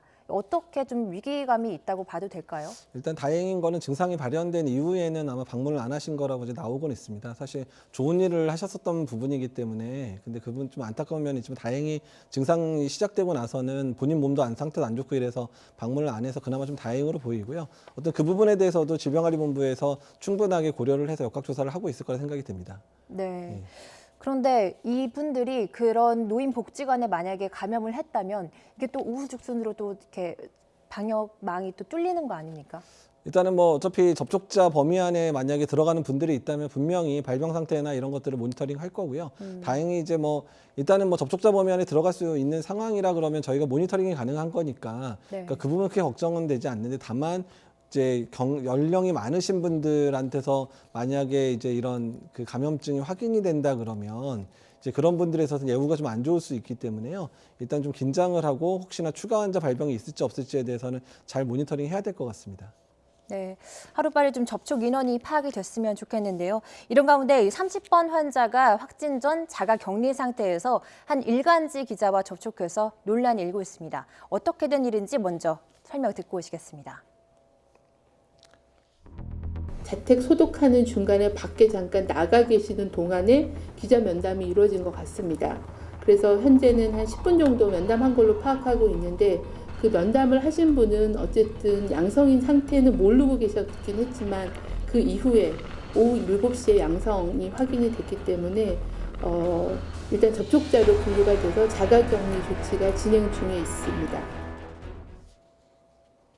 네, 일단 설명을 들어보면 이 보건소가 자택을 소독할 때 두 사람이 만났다는 건데요. 이 보건당국은 일단 30번 환자가 자가격리 수칙을 어긴 것은 아니라고 보고 있는데 교수님은 어떻게 판단하십니까? 일단 뭐 자가격리 수칙을 어겼다 말다라는 부분들로 이제 말하기는 좀 어려운 상황인데 다만 저는 좀 안타까운 거는 아마도 기자분은 이분이 밀접 접촉자라고 걸 분명히 알고 있었을 텐데 굳이 이분을 왜 면담을 할까? 뭐 내부 상황은 제가 모르겠지만 네. 굳이 그런 면담을 했을까에 대한 부분에서 상당히 좀 안타깝기도 하고 조금 이해가 좀 안 되는 부분이거든요. 네. 그러니까 그 부분에서 사실 이분이 연세가 많으신 분이니까 그런 부분들 판단이 좀 어려우면 기자분이 오히려 이렇게 나와 계시면 안 됩니다. 좀 들어가 계십시오라고 좀 안내를 해줬어야 될 상황이 아닌가. 본인의 모르겠습니다. 그 상황을 잘 모르니까 저도 뭐라고 말하기는 어렵지만 기자분이 오히려 좀 현명하게 행동을 해주셨으면 이런 문제 안 터지지 않았을까 생각이 좀 들거든요. 네, 맞습니다. 이 언론사의 뭐 과도한 취재 경쟁, 또 이런 의지 같은 것들이 이런 사태를 좀 불러온 것 같은데요. 이 두 사람이 한 10분 정도 대화를 했다고 하거든요. 10분이라면 감염이 될 수 있는 상황인가요? 일단 뭐 마스크를 썼는지 안 썼는지 부분이 좀 상당히 중요할 것 같고요. 만약에 그 어머님이 좀 마스크를 쓰고 계셨다 그러면 전파 가능성 많이 떨어지기는 하는데 만약에 마스크를 안 쓰는 상황에서 면담을 했다 그러면 일단은 뭐 전파 가능성일지에 대한 부분은 없지만 어쨌든 접촉자로 분리가 될 수밖에 없었던 상황은 만들어진 거거든요. 네. 좀 안타깝기도 하고 좀 황당하기도 한 상황이긴 합니다. 네. 또 이런 가운데 15번 환자도 자신의 처제와 식사를 해서 이 감염이 돼서 20번 환자가 나오지 않았습니까? 네. 자가격리 수칙에 대한 논란도 나오고 있는데 좀 방역 당국이 허술하다 이렇게 좀 볼 수 있을까요? 그러니까 이제 자가격리와 관련돼 있는 부분은 어차피 지금 이제 뭐 처벌 조항이 있으니까 강제 조항이 되기는 했지만 자가격리라는 것 자체가 그게 해당하시는 이제 연락을 받으신 접촉자들의 자발적인 참여를 통해서 이루어질 수밖에 없는 거거든요. 그래서 시민의식을 기대할 수밖에 없고 또 시민의식을 기대하려면 정부 차원에서 그분들이 그렇게 밖에 나가서 누굴 만나거나 할 수 있는 상황을 만들지 않게 하는 그런 지원책이 상당히 더 중요합니다. 그러니까 지금 같은 경우도 사실 소독해야 되니까 나와 있어야 되기는 하지만 누군가가 좀 잘 안내를 해주시거나 보건당국에서 조금만 이제 어머니를 좀 어떻게 좀 잘 모시고 계셨더라면 이런 상황 벌어지지도 않을 수 있었던 상황이 되거든요. 그래서 어떻든 모든 자가격리를 하는 분들에 대해서는 보건소든 뭐 행안부의 직원이든 간에 충분하게 설명도 해줘야 되고 충분한 지원들, 특히 뭐 음식이라든지 여러 가지 뭐 이제 마스크라든지 이런 지원도 충분히 해줘서 이런 문제가 생기지 않도록 충분한 지원이 처벌보다 더 우선이라는 부분을 말씀을 드리고 싶습니다. 네, 지원보다 처벌이 우선이다라는 말씀을 해주셨고요. 또 오늘 하루 인터넷을 좀 뜨겁게 달궜던 뉴스죠. 베트남 여행을 다녀온 40대 남성이 부산 의료원으로 이송됐는데 끝내 사망이 됐습니다. 그래서 코로나19 환자가 아니냐 이런 걱정이 되게 커졌었는데요. 당시 상태가 어땠길래 이런 검사를 했을까요? 네, 방금 앵커분이 그 처벌이 더 중요하다고 잘못 말씀하셨는데 네. 처벌보다 지원이 필요하다는 부분이었고요. 네. 그다음에 이제 이런 상황들일 경우에 일단은 갑자기 이제 사망을 한 경우에도 필요하면 이제 코로나 바이러스 검사를 이제 시행을 해야 되는 건 맞는 상황들이고요. 다만 이게 응급실 폐쇄할 상황이었는지 부분에 있어서는 조금 고민이 되긴 됩니다. 어쨌든 뭐 빨리 이제 막아놨다가 일단 검사에서 음성인 거 확인하고 다시 병원을 열었다면 큰 문제는 없을 것 같은데 어떤 이런 부분들, 특히 응급으로 갑자기 환자가 들어오는 상황들에 대한 대비도 철저하게 돼 있어야 이런 부분에 있어서 병원들이 실제로 만약이라도 이 환자가 확진이 됐다 그러면 또 병원 응급실 자체가 전반적으로 의료진들이 전반적으로 노출될 수 있는 상황이 발생할 수 있기 때문에 이런 응급 환자가 이제 응급실로 들어올 수 있는 상황들에 대한 대비들도 병원들이 이제 준비를 철저히 해야 될 상황입니다. 네, 다행히 감염 여부는 음성으로 밝혀지긴 했는데요. 응급실이 긴급 폐쇄되기도 했거든요. 네. 이런 거는 적절한 대처라고 보십니까? 일단은 이제 확인될 때까지는 일단은 폐쇄를 하고 그 다음에 어느 정도 소독 작업이나 이런 것들을 마무리해 놓은 상황에서 검사 결과를 기다리는 부분은 지금 잘한 조치라고 생각이 되고요. 아마도 공공의료원이어서 그런 매뉴얼이나 이런 부분은 충분히 잘 갖추고 있었지 않나 생각이 듭니다. 네, 알겠습니다.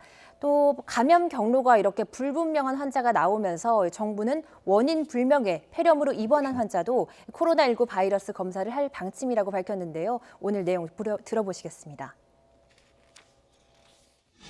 원인 불명의 폐렴으로 입원 중인 환자에 대해서는 병원에서 해외 여행력과 무관하게 진단 검사를 실시할 수 있도록 검사 기준 확대를 위한 사례정의 개편 작업이 막바지 단계이며 최종적인 의견 수렴 과정에 있습니다. 이와 함께 기존의 중증호흡기 감염병 감시 체계와 계절 독감 표본 감시 체계에 코로나19 검사를 추가하여 지역사회의 코로나19 유행 여부를 감시할 예정입니다. 네, 정리를 해보면 해외여행과 관계없이 진단 검사를 할 수 있도록 검사 기준을 확대하고 지역사회의 감염을 예방하겠다라는 건데 이게 최선의 방법인가요? 현재 이제 지역사회의 유행이 어느 정도인지를 파악하는 단계가 반드시 필요하거든요.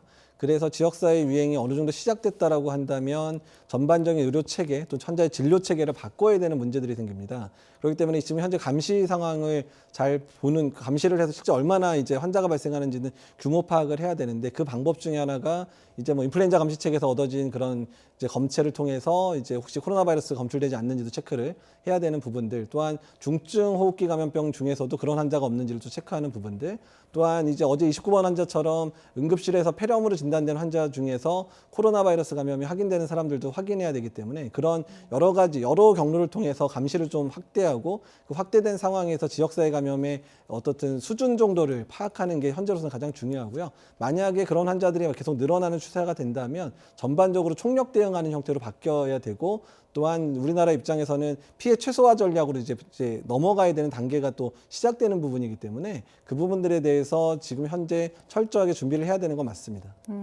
그동안에 이제 봉쇄 전략을 썼는데 이제 피해 최소화 전략으로 넘어가야 된다라고 말씀을 하셨잖아요. 네. 구체적으로 어떤 전략입니까? 이게? 그러니까 일단 이제 봉쇄 전략으로 한다면 국내에 들어오는 걸 최대한 차단해서 국내 유행을 막는 단계였다면 그건 어차피 계속 가야 되긴 합니다. 국내 들어오는 환자 수를 줄이는 건 중요하지만 국내 유행이 이미 시작됐다고 하는 마당에서는 일단은 국내에서 호흡기 증상이 발생하더라도 이제 코로나 바이러스 감염, 이제 코로나19 감염을 의심해야 되는 상황들이 만약에 벌어진다 그러면, 그러니까 소위 말하면 우리가 예를 들자면 내가 오늘 감기 걸렸는데 감기 걸린 것만으로도 코로나19 감염은 아닐까라는 상황이 이제 연출이 된다는 거죠. 지역사회 감염이 본격적으로 시작되면. 네. 그렇다 그러면 진료를 하는 진료기관이 현재 선별진료소로 전국에 한 500여 개밖에 없는 상황이지만 그 숫자만으로 절대 감당이 안 되거든요. 그러니까 그러면 의원급 의료기관 중에서 좀 정부에서 파격적인 지원을 해서 진료를 가능하도록 만들어주고, 또한 책임 소재나 이런 부분들 정부가 반드시 책임져 주겠다는 사인을 보내서 의원급 기관들의 일부 기관들 이제 이런 감시 체계 안에 들어와서 환자를 봐주는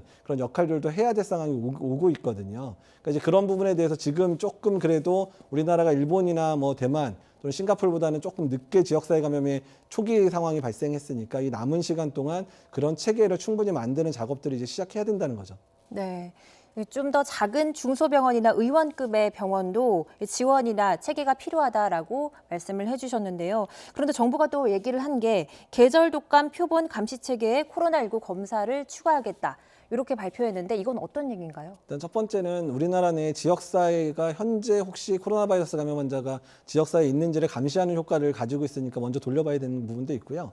그다음에 지금 현재 유행하는 패턴들을 봐서는 특히 중국이라든지 이런 국가에서 발생하는 패턴을 봐서는 아마도 장기적으로 토착화될 가능성도 배제를 할 수 없습니다. 그렇기 때문에 국내에서 그런 유행이 계속 되고 있는지에 대한 모니터링을 강화하는 측면에 있어서도 이런 인플루엔자 감시 체계 안에 이런 그 호흡기 바이러스 특히 코로나19가 감시 체계 범위 안에 들어가야 된다는 거고요. 지금 현재 감시를 전국에 한 52개 기관에서만 바이러스를 지금 그러니까 거기 검체를 수집하고 있는데 이 검체를 수집하는 기관들도 좀 전폭적으로 확대를 해야 되지 않을까 이런 생각이 듭니다. 네, 알겠습니다. 지금은 이제부터는 일본 상황을 한번 짚어볼 텐데요. 일본 크루즈선에서 코로나19 확진자가 연일 쏟아지고 있습니다.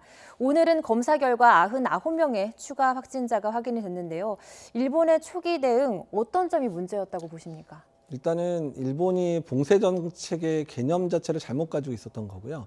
당연히 배가 들어왔는데 거기에서 감염자 있다고 그 배에서 사람을 내리게 하지 않는다면 일단 그 안에서 이게 무슨 병원이나 이런 공간도 아니고 시설가 같은 데서 1인 격리가 될 수 있는 충분한 공간이 안 되기 때문에 그 안에서 계속 확산될 수 있는 여지가 생기거든요. 그러니까 만약에 몇 명이라도 뭐 좀 내려서 1인 격리가 가능하더라고 시설 격리를 했다면 이미 끝날 상황들인데 그냥 3,700명 전체를 그냥 가둬놓고 그냥 그 안에서 확산되도록 조장한 꼴이 되기 때문에 일단은 일본이 처음에 이제 하선을 시키지 않았던 것 자체가 가장 큰 문제라고 생각이 듭니다. 네, 그리고 조금 전에 방금 속보가 들어왔는데요. 내일 우리 정부가 군용기로 일본 크루즈선에 타고 있는 우리 자국민, 희망자에 한해서 귀환을 추진한다고 합니다. 이런 속보가 방금 들어왔는데 지금이라도 빨리 데려오는 게 낫다고 판단을 한 거겠죠? 예, 그렇습니다. 일단은 뭐 일본에서 하선을 시킬 의지가 없다면 우리나라가 일부러 요구를 해서라도 하선시키면서 국내로 모시고 와서 그중에 확진자가 있다면 빨리 치료를 해줘야 되는 거고요. 확진자가 없더라도 2주간 격리 생활을 통해서 그분의 이제 발병 여부도 확인해줘야 되고요. 그 안에서 있었던 여러 공포감들이라든지 이런 부분들에 대해서 심리적인 지원들을 해야 되는 거거든요. 이거는 나라가 반드시 해야 되는 역할이라고 생각이 듭니다. 네, 미국은 오늘 전 세계로 자국민을 벌써 데려갔고요. 네. 우리 정부도 이제 늦었지만 추진을 하고 있다고 하는데 좀 늦은 감이 있다고 좀 봐야겠죠. 일단 일본이 협조가 잘 됐었다면 좋았을 텐데 아마도 미국이 요구해서 미국이 이제 한번 뚫어놓으니까 그 부분에서 우리나라가 좀 접근하기 좀 나았던 것 같거든요. 아마 초반부터 아마 요청을 했었을 거는 같은데 일본이 대답을 안 해준 거로 생각이 되거든요. 어쨌든 간에 지금이라도 이런 하선이 가능하게 하고 국내로 모시고 올 수 있게 결정된 건 상당히 다행으로 생각이 듭니다. 그렇다면 이분들이 만약에 데리고 왔을 때 그 이후에 사후 방역 대책도 굉장히 중요할 텐데 어떻게 좀 특별 방역을 해야 될까요? 일단은 뭐 이제 우한에서 오신 분들은 크게 차이는 없습니다. 일단 유증사자들 같은 경우는 도착하자마자 이제 국가진흥격리병원으로 모셔서 일단 검사를 해서 혹시 확진자가 나오지 않는지 체크를 해드려야 되고요. 네. 증상이 없는 분들은 일단은 지금 현재 있는 격리시설과 같은 그런 시설로 옮겨서 그 안에서 1인 격리를 하고 증상이 발현되지 않는지 여부를 확인하는 그런 과정을 밟으면 될 것 같아서 일단 우한에서 이송했던 교민들이나 이분들이나 크게 다른 방법으로 뭐 해야 될 이유는 없습니다. 알겠습니다. 어서 빨리 좀 안전하게 돌아왔으면 하는 바람이고요. 다음 상황 한번 짚어보겠습니다. 다름 아닌 우한의 수산시장이 아니라 우한에 있는 바이러스 실험실에서 이 바이러스가 전파가 된 것이다. 이런 논문이 발표됐다고 하는데요. 어떻게 보십니까? 전문가들 사이의 의견은 어떤가요? 일단은 뭐 논문이라고 하기에는 조금 좀 조잡한 내용들이고요. 그러니까 저런 가능성이 있을 수 있다라는 여러 가지 뭐 정황적인 증거들을 그냥 묶어서 에세이 형태로 이제 이제 서술이 됐던 것 같습니다. 근데 그 안에 있는 근거들이 어떤 실험적 근거들이라든지 뭐 유전적 정보가 뭐 있다든지 뭐 이런 정보들이 구체적으로 나와 있지는 않기 때문에 그냥 현재 돌아다니고 있는 루머 중에 그래도 가능성 있는 것들을 본인이 추려서 낸 정도의 내용들이거든요. 그래서 근거는 상당히 희박하지 않을까 생각이 듭니다.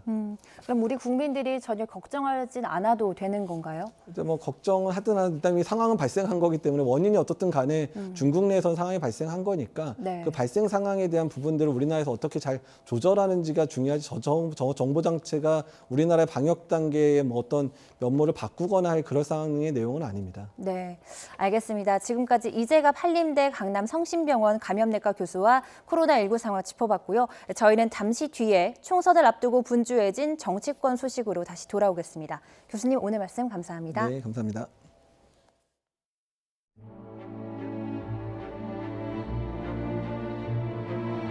대표님 명의로 고소가 돼 있어가지고요. 표현의 자유를 위축한다는 비판이 많은데 어떻게 생각하세요? 어제 5명 안에 추가로 발생했으나 의료진의 적극적인 대처로 임미리 교수의 컬럼이 아프게 합니다. 민주당이 앞으로 더 잘하겠습니다. 지긋지긋합니다. 고집도 보통 고집이 아니고 오만도 보통 오만이 아닙니다. 국민 앞에 죄송하다는 말 한마디가 어려운 것입니까? 분명히 문이 걸고 백번 의식에 감염된 결과입니다. 스스로를 경계하고 주의할 것입니다. 당도 그렇게 해주기를 기대합니다. 총리님 개인 차원의 좀 사과라고 저희가 이해해도 될까요? 그렇죠. 공동상임선대위원장에 내정된 사람으로서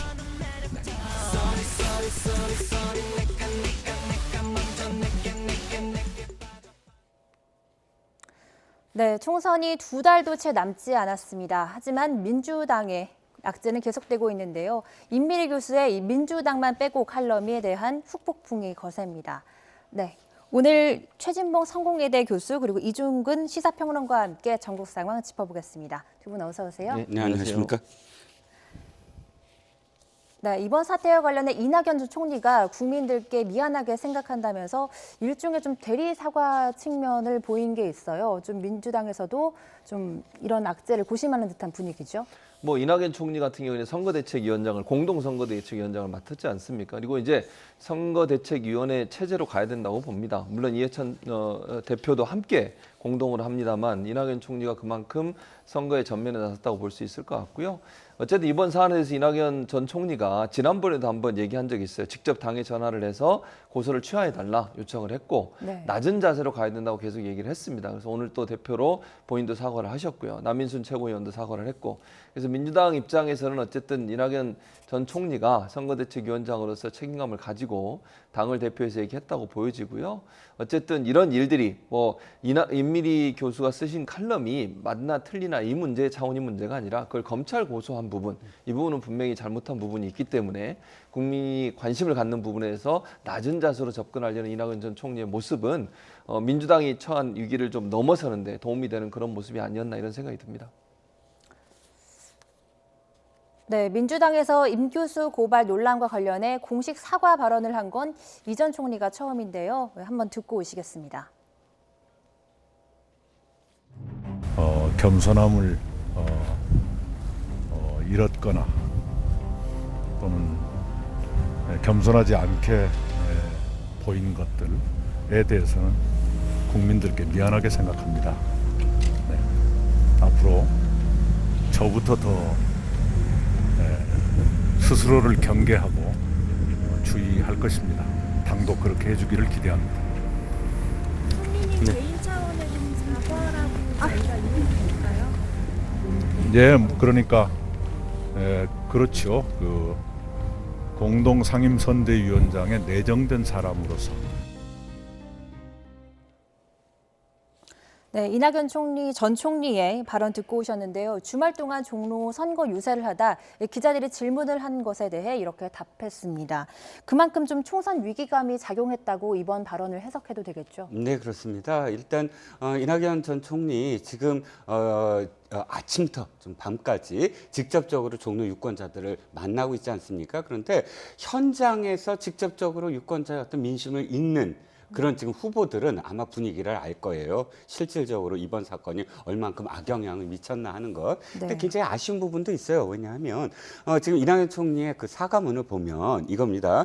겸손하지 않아서 이유에 대해서 그렇게 얘기하고 또 상대가 국민이고 또 사과의 표현이 미안하다예요. 근데 사실 겸손하지 않아서 미안한 거 물론 이유는 될 수 있지만 그것이 직접적인 이유가 아니라 민주주의의 근간이라고 할 수 있는 언론 자유를 지금 훼손시킨 거거든요. 그러니까 비판하는 칼럼니스트에게 고발을 함으로써 다음 비판하는 사람들에게 사실 잘못 말했다가 나도 고발당할 수 있어 라는 그런 기제로 작용하게 만들었다는 거예요. 그럼 정확하게는 우리가 민주당으로서 지금까지 사실 한국당 계열의 정당에게 또 야당일 때 집권 여당에게 또는 비판자들에게 비판을 하면서 당했던 어떤 언론 탄압을 이 민주당이 스스로 지금 자행했다. 이 부분에서 사실 뼈저린 반성이 좀 필요한 것이거든요. 근데 단지 겸손하다 이 표현은 좀 아직 미흡하고 또 한 가지는 뭐냐면 이건 선대위가 한 게 아니거든요. 아직 선대위는 꾸려지지도 않았고 아직 그 활동도 안 해요. 본인 스스로도 총리가 내정됐다 이렇게 표현하잖아요. 그러면 당이 했고 당이 공식적으로 사과를 해야죠. 왜? 책임을 진 사람이 있어야 되니까. 근데 책임자가 아니에요. 지금 이낙연 전 총리는 자기가 시킨 것도 아니고 자기가 책임지는 사람이 아니잖아요. 그러니까 당이 아직도 움직이지 않는 것에 대해서 지금 계속 비판의 목소리가 나오는 건 바로 그 대목이죠. 책임지는 사람은 입 다물고 있고 책임이 없는 사람이 지금 대신 나서서 사과를 하는 모양새거든요. 이게 하신 건 대단히 적절했지만 그러나 당이 침묵을 하는 건 부적절하다라는 것이죠. 네, 지금 당이 침묵을 하고 있다 이렇게 말씀해 주셨는데 이해찬 대표도 아직 이 기자들의 질문에는 대답을 하지 않고 있거든요. 왜 대답을 하지 않는 걸까요? 그러니까 이해찬 총리 입장에서도 개인적으로 아마 그런 사람을 밝힌 걸로 알려지고는 있습니다. 근데 중요한 건 물론 당의 입장이니까 이해찬 총리가 꼭 해야 된다. 이해찬 대표가 해야 된다. 이렇게 얘기할 수도 있겠지만 일단은 이렇게 글을 쓴 사람이 그 사과를 받아들였어요. 그러니까 이거를 사과로 본 거죠. 그게 첫 번째 중요한 문제라는 생각이 들고 물론 선대위가 직접적으로 일과 연관돼 있는 부분이 아니라 하더라도 제가 아까 말씀드린 것처럼 선대위 체제로 당이 지금 현재로 운영되고 있는 상황이고 어쨌든 민주당의 책임 있는 위원장으로서의 역할을 하고 있는 이낙연 전 총리가 사과하는 것도 저는 국민 앞에 사과하는 부분이라는 생각이 들어요. 그러니까 개인의 임미리 교수 저분도 당대표 공식 사과는 없는 것은 유감이긴 하지만 선대위원장으로 맡기로 한 이 전 총리의 또 남인순 최고위원의 사과를 받아들인다고 얘기를 했잖아요. 개인적 문제는 거기서 해결됐고 두 번째는 국민 앞에 민주당이 그런 모습을 보인 것에 대해서 국민 앞에 죄송한 부분도 얘기한 거고 그래서 그런 차원에서 본다고 하면 논란이 될 수도 있고 이종근 평론가 말씀하신 것처럼 그런 얘기를 할 수는 있겠지만 당 입장에서는 이 정도 선에서 사과가 되는 것이 적절하다고 판단해서 그렇게 얘기한 것 같습니다. 네, 말씀하신 것처럼 이 글을 썼던 임미리 교수도 수용하고 사과를 수용한다라고 말을 했는데 이 받아들이는 선에서 이 진정세 국면으로 마무리된다고 볼 수 있을까요? 이 문제는 본인의 문제가 아니라고 생각을 해요. 그러니까 경향신문이나 그것을 보도한 경향신문이나 혹은 임미리 교수 본인의 어떤 문제가 아니다. 왜냐하면 이미 해시태그로 민주당만 빼고가 왜 불같이 번졌냐면 본인의 고발을 취하한다고 해서 그 해시태그를 지워지는 게 아니거든요. 중요한 건 아까도 말씀드렸지만 이 문제의 본질에 대한 접근이 중요한 거예요. 본인이 고발을 당했건 안 당했건 또 본인이 사과를 당했건 안 당했건 국민들이 바라는 건 임미리 교수에 대해서 사과를 해라라는 걸 바라는 게 아니거든요. 민주당이 이 문제에 대해서 제대로 파악하고 있느냐가 문제예요. 그래서 사실 민주당이 지금 더 나서야 되는 건 뭐냐면 선거법도 좀 더 개정해야 되고 언론들이 좀 더 자유롭게 비판할 수 있도록 앞서서 그런 것들을 선제적으로 해주기를 바라는 것이거든요. 근데 굉장히 지금은 소극적이에요. 아니 나는 고발을 했고 고발을 취하했고 또 대신 누가 사과해 줬으니까 나는 아무 말도 안 할 거예요. 이렇게 보이는 것 자체가 지금 아직도 이 문제는 해결되지 않는 그런 상태로 여겨지는 것이거든요.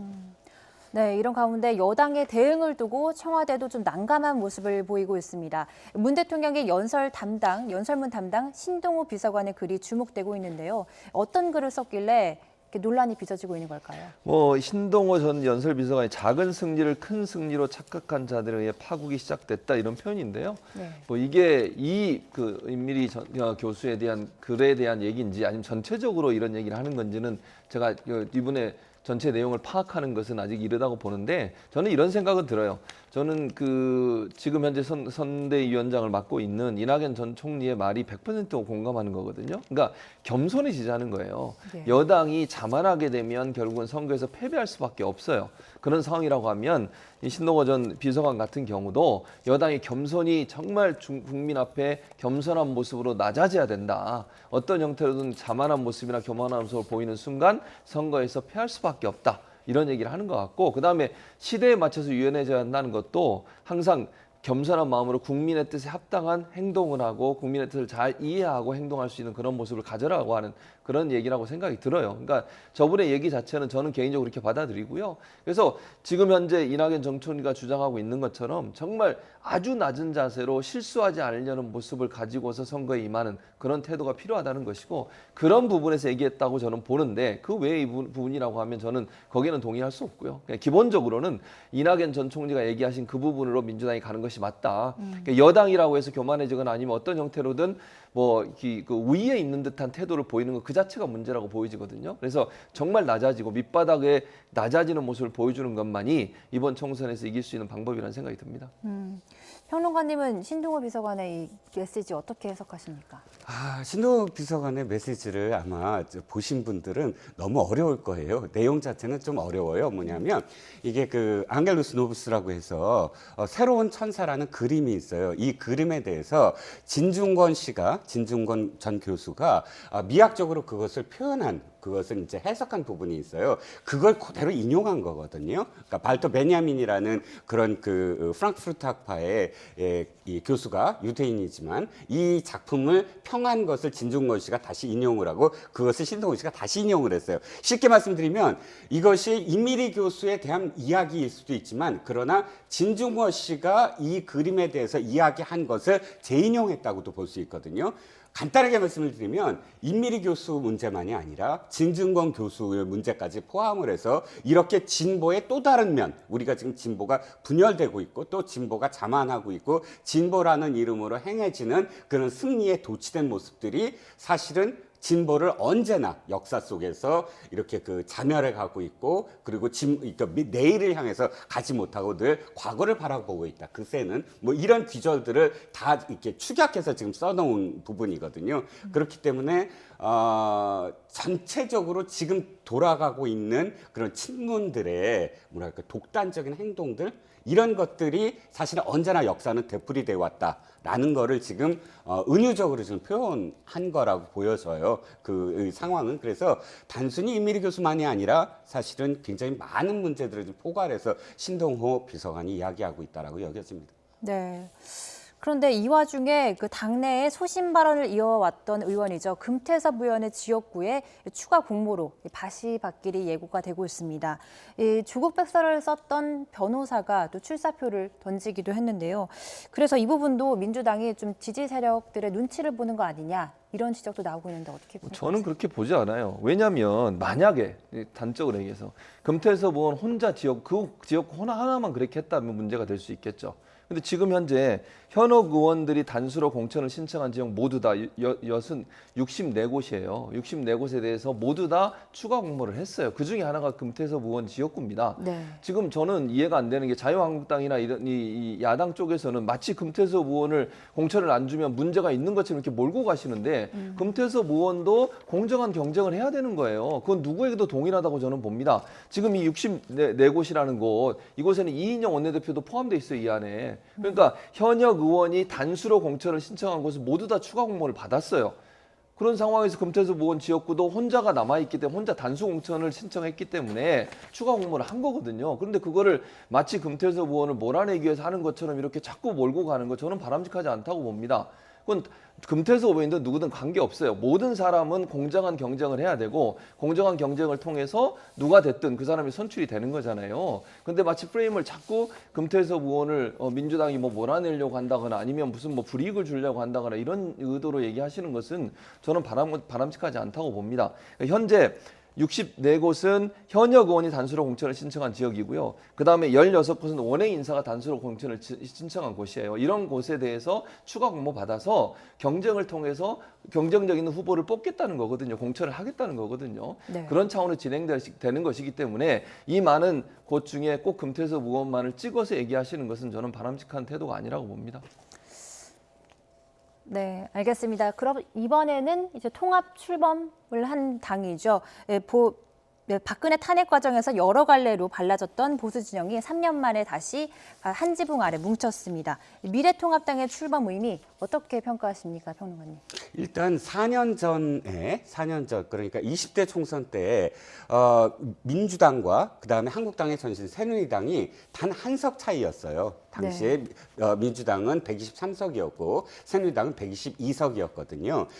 즉 122석에 지금 다시 4년 전으로 돌아갔다라고 표현하고 싶어요. 즉 보수당 계열의 정당은 분열된 적이 거의 없어요. 그러니까 이를테면 선거에 불복해서 나와서 친박연대처럼 다시 당선돼서 다시 합쳐지는 건 그 분열이라고 표현되지는 않거든요. 근데 이렇게 아예 당대 당끼리 이렇게 분열하는 건 사실 보수당 계열은 드문 경우였어요. 근데 굉장히 서로 상처도 많았고, 그러니까 이념적으로 상처가 있다면 큰 바람직하지만 미래를 향해서 바람직하지만 이념적인 부분이 아니라 우리나라 헌정 사상 참 초유의 일, 그러니까 탄핵이라는 부분 속에서 서로 상처를 입었거든요. 네. 옳고 그름의 문제가 아니라 다시 한번 그 보수의 어떤 가치로서 다시 뭉칠 수 있느냐 없느냐가 굉장히 중요한 갈림길이었는데 일단은 첫 번째 단계, 그 전의 단계로 일단 회복됐다라는 의미에서는 의미를 부여할 수가 있겠죠. 네, 오늘 신당 창당에서 좀 눈에 띄는 부분이 바로 색깔입니다. 미래통합당이 선택한 것은 해피핑크, 분홍색이라고 하는데요. 빨간색에서 좀 크게 옅어진 진분홍색을 택했습니다. 선택한 이유 뭐라고 보십니까? 뭐 이제 거기서 미래통합당에서 공식적으로 밝힌 내용은 이거예요. 국민의 행복을 생각하는 색이 바로 해피핑크다. 그래서 이렇게 바꿨다고 하지만 또 한편으로는 그러니까 아주 강한 우측에 있던 모습을 중도 쪽으로 조금 변형시킨다는 의미도 함께 포함하고 있지 않나 하는 게 정치적인 분석입니다. 그러니까 아예 빨간색이었잖아요. 아주 선명한 빨간색에서 핑크로 돌아섰다는 건 어느 정도 중도 쪽으로 방향 선회를 한 것이다라는 의미를 보여주기 위한 의미도 있었다라고 하는 것이 정치적인 분석을 하는 분들의 또 분석이기도 합니다. 그래서 두 가지가 다 있다고 보여져요. 첫째는 그러니까 너무 극우 쪽으로 간다고 하는 어떤 이미지를 좀 벗어나서 중도 외연을 확장하려는 의도를 갖고 색깔의 그 강도를 좀 옅게 만드는 그런 방향으로 해피핑크를 선택했다고 볼 수도 있을 거고, 또 국민의 행복을 생각하는 색을 해피핑크로 선택했다고 하니 그 두 가지 어떤 목적을 가지고서 색깔을 바꾼 게 아닌가 이렇게 볼 수 있을 것 같습니다. 네, 이제 황교안 미래통합당 대표는 오늘 열린 출범식에서 이 신당 출범 소감을 밝혔는데요. 들어보시죠. 중도와 보수를 포괄하는 우리 자유한국당 자유민주 진영이 국민의 지엄한 명령에 화답해서 과거를 딛고 차이를 넘어서 미래를 향해서 하나로 결집했습니다. 이제 우리가 마음을 모았으니 하나의 목표, 정권 심판의 고지를 향해서 힘차게 달려갑시다.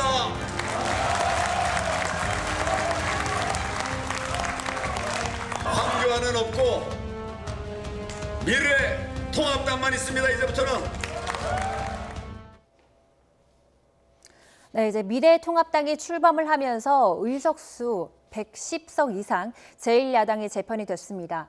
살펴보면요. 자유한국당 105석, 그리고 새로운 보수당 7석, 그리고 이현주 의원이 포함된 전진당 1석까지 113석을 확보를 했고요. 또 미래한국당이 비례위성정당이죠. 5석까지 합하면 118석입니다. 더불어민주당과 얼마 차이가 안 나는데 일단 남은 과제도 만만치 않을 것 같은데 어떻게 보십니까? 그렇죠. 일단 중요한 것은 지금 저렇게 자유한국당 새 보수당이 이제 전체적으로 합친 거잖아요. 결국은. 그러니까 전진당도 있긴 합니다만 한 석에 불과하고 그러다 보니까 기본적으로 탄핵 전에 새누리당의 모습을 다시 회복했다고 볼 수 있겠죠. 그런 점에서 본다고 하면 도로 새누리당 아니냐는 비판이나 아니면 그런 어떤 이미지 이런 부분들이 있다고 보여져요. 그래서 저는 이걸 벗어날 수 있는 방법은 공천을 잘해야 된다고 봅니다.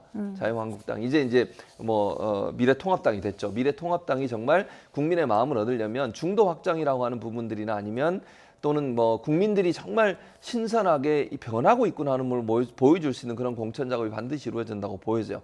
예컨대 TK 지역 50% 물갈이 하겠다고 공관위원장이 얘기했잖아요. 그게 실행돼야 한다고 저는 봅니다. 현역 의원들이 그걸 좀 양보하고 새로운 인물로 채워지는 모습을 보여주는 것, 이런 것들이 저는 필요하다고 봐요. 그렇지 않으면 도로 새누리당 옛날로 돌아간 거 아니냐, 탄핵 전로 돌아간 게 아니냐 하는 비판으로부터 자유로울 수 없다고 저는 봅니다. 단순히 물리적으로 숫자를 늘리는 것으로 머물러 있을 것이 아니라 중도 외연 확장이라고 하는 원래 목적을 달성하기 위해서는 국민에게 감동을 줄 수 있는 그런 공천 과정이 반드시 있어야 된다는 생각이 듭니다.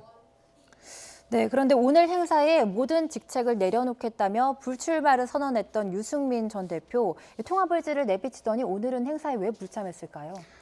이미 좀 예고돼 있었죠. 지난번에 불출마 선언을 할 때 깔끔하게 불출마하고 백의정문 하겠습니다 하고 이야기했다면 아마도 오늘 참석을 했을 텐데, 그날 약간의 어떤 그런 이 수식어가 좀 붙었죠. 나는 이번 통합이 제대로 될 거라고 보지 않는다. 하지만 불출마하겠다. 이렇게 지금 표현을 하셨어요. 이게 굉장히 아쉬운 대목이거든요. 저는 여기서 뭐가 떠오르냐면 옛날 안철수 의원이 문재인 대통령하고 통합을 할 때 2012년도에 통합을 할 때 사실 제대로 통합이 안 됐다. 그러니까 안철수 의원이 적극적으로 문재인 후보를 막 이렇게 그 유세를 도와주고 하지 않았던 행보들이 있었거든요. 뭔가 그래서 끝나고 난 다음에도 양쪽 다 앙금이 있었어요. 네. 그러니까 불출마 선언을 하건 또 통합을 하건 연대를 하건 양보를 하건 자신이 무엇인가를 내려놨다면 거기에 조건이 붙지 않고 깨끗하게 거기에 대해서 승복을 해야만 나중에 돌아오는 정치적 자산이 언제나 많은 법이거든요. 그런데 거기에 언제나 조건을 달거나 무엇인가 거기에 수식어가 붙으면 그것이 사실은 자신의 나중에 이 정치적 행보에 굉장히 많은 어떤 제약이 돼요. 그렇기 때문에 유승민 의원 사실 굉장히 아쉬운 대목, 이 지점이 굉장히 아쉬운 대목이라고 저는 봅니다. 네, 이런 가운데 더불어민주당 여당 지도부는 미래통합당을 향해 도로 새누리당이라면서 일제히 비판의 목소리를 냈는데요. 들어보시겠습니다.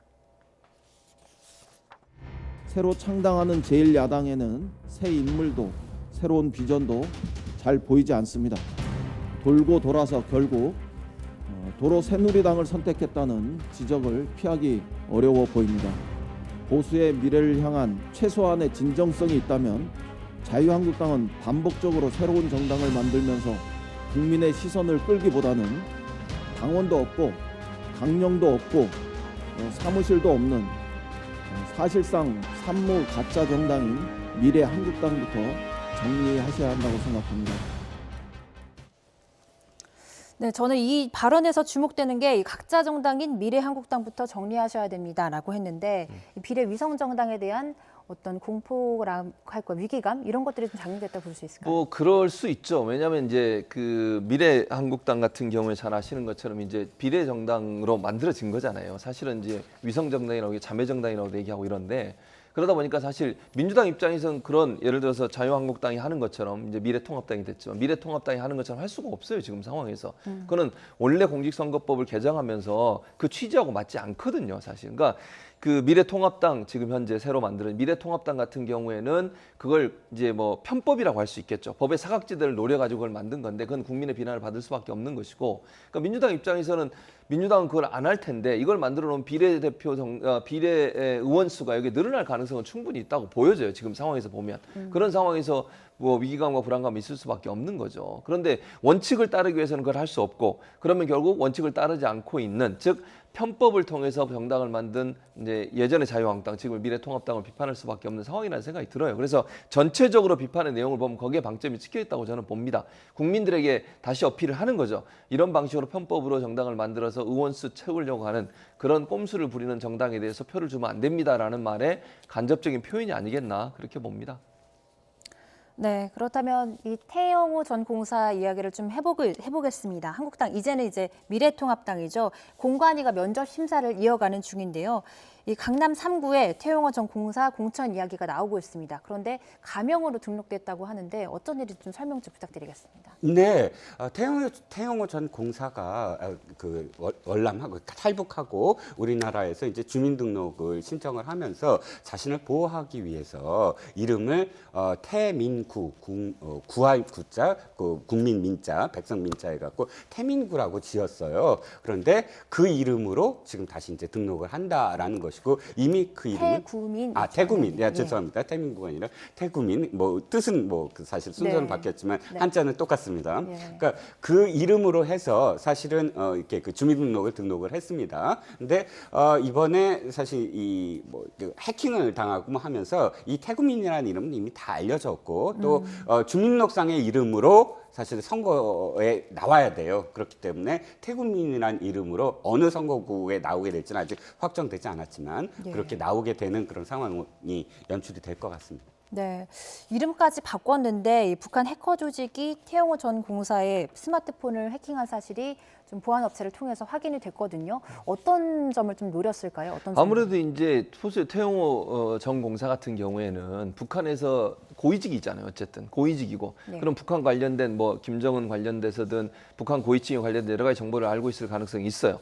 또 하나 우리 정부에서 어쨌든 태용호 전 공사에 대해서 많은 정보도 요청을 할 거고 문의도 하지 않겠습니까? 북한 관련된 사안에 대해서 자문도 하고 그랬을 경우 우리 정부와 교류하면서 나눴던 여러 가지 얘기들도 있겠죠. 네. 북한 입장에서는 이런 정보들을 빼놓고 싶지 않겠습니까? 그러니까 태용호 전 공사가 어떤 정보를 갖고 있는지 특히 북한의 지도부나 김정은 위원장에 대해서 어떤 정보를 갖고 있는지 또 우리 정부와 어떤 내용을 고려하고 있는지 하는 부분들이 궁금할 수밖에 없어요. 그만큼 관심 대상인 거죠. 북한 입장에서 봐서는 태용호 전 공사가 어떤 얘기를 하는지 알고 있는 정보가 어느 정도 되는지 하는 부분들이 본인의 어떤 보안이나 안보와도 직접적인 연관이 있다고 보여집니다. 그런 차원에서 본다고 하면 북한 입장에서는 태용호 전 공사에 대해서 지속적으로 해킹을 시도해서 어떤 정보를 갖고 있는지를 빼내려고 하는 시도가 있을 수밖에 없어요. 그런 차원에서 아마 지속적으로 해킹을 시도하는 게 아닌가. 물론 태용호 전 공사는 보안업체와 협력해서 자주 비밀번호도 바꾸고 대책을 세우고 있다고 합니다. 그래서 아직까지 뭐 큰 비밀이 새 나가거나 이런 건 없다고 하지만 해킹 시도가 있는 건 분명해 보여요. 그런 차원에서 본다면 북한 입장에서는 태용호 전 공사가 두려운 존재일 수밖에 없다. 이렇게 보여집니다. 네, 한 탈북민은 이 해킹 시도가 자주 일어나다 보니까 또 명절에 좀 집중된다고 하는데요. 그럴 때마다 이 명절 선물이 왔다고 표현하기도 한다는데 일반적인 탈북민도 이렇게 해킹 시도가 많이 이뤄진다고 볼 수 있을까요? 네, 그렇습니다. 이 금성 121 부대라고 알려져 있어요. 북한 사이버 부대가 특히나 금성 121 부대가 노리는 것은 탈북자와 탈북자들을 돕거나 혹은 북한의 인권을 지금 향상시키는 그 단체들, NGO 단체들에 집중돼서 해킹을 한다고 합니다. 제가 좀 찾아봤더니 경찰의 치안정책연구소에서 나온 자료에 따르면 탈북민과 관련된 정보 수집을 위한 해킹 활동이 2019년 7월에 전년 동기비 2.5배나 증가하고 있다는 거예요. 특히 명절 선물이라는 이게 왜 나오냐면 설 때나 추석 때 선물을 위장한 그런 이 피싱을 탈북자들한테 보낸다는 거예요. 예를 들어서 홍삼 판매 이런 식의 어떤 그런 정보를 보내는 것처럼 피싱을 해서 그 탈북자나 탈북 단체의 컴퓨터를 해킹해서 원하는 정보를 다 빼내고 그 PC를 컴퓨터를 폭파시키는 그런 작업들을 명절 때마다 했기 때문에 탈북자들이 또 명절 선물 왔네라는 어떤 유행어처럼 자기들끼리 한다는 이야기가 있습니다. 네. 그런데 이 태전 공사 한국에서의 삶은 김정은 위원장과의 싸움이다 이렇게 밝혔거든요. 그렇죠. 어떻게 해석해야 될까요? 이 부분도 사실 아까 제가 잠깐 언급해드렸습니다만 김정은 위원장 입장에서나 북한 입장에서는 태용호 전 공사가 알고 있는 정보들이 남한에, 그러니까 우리나라에 대한민국에 전달되는 것 자체를 상당히 두려워할 거예요. 그리고 싫어하겠죠, 당연히. 왜냐하면 속사정을 잘 알고 있는 사람이고 외교관을 오랫동안 활동했기 때문에 북한이 어떤 방식으로 외교 활동을 하고 또 거기서 돈을 어떻게 만들어가지고 본국에 보내는지 송금하는지 이런 부분도 다 알고 있지 않겠어요? 네. 그런 부분들에 대해서 김정은 위원장이 싫어할 거니까 그건 싸움이 될 수밖에 없죠. 해킹을 하거나 다른 방법을 통해서 태용호 전 공사를 압박하기도 하고 태용호 전 공사가 갖고 있는 정보들을 빼내려고 하는 시도를 할 수밖에 없으니 결국 또 태용호 전 공사는 계속 북한 주민에게 평화 또는 자유를 주기 위해서 계속 투쟁을 하고 있는 상황이잖아요. 북한과. 그런 상황이라고 하면 당연히 김정은 위원장 입장에서는 태용호 공사가 미울 수밖에 없죠. 그래서 대결 구도는 계속 갈 수밖에 없는 구도다. 이렇게 보여지는 거죠. 네, 알겠습니다. 오늘 나이트 포커스는 여기까지 듣고요. 최진봉 성공회대 교수, 이종근 평론가와 함께했습니다. 두 분 말씀 감사했습니다.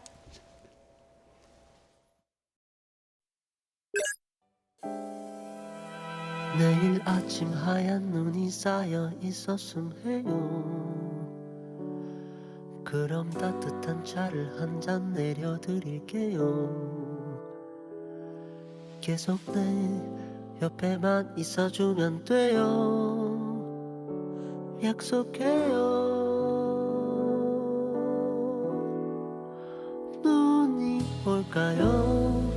우리 자는 동안에 눈이 올까요?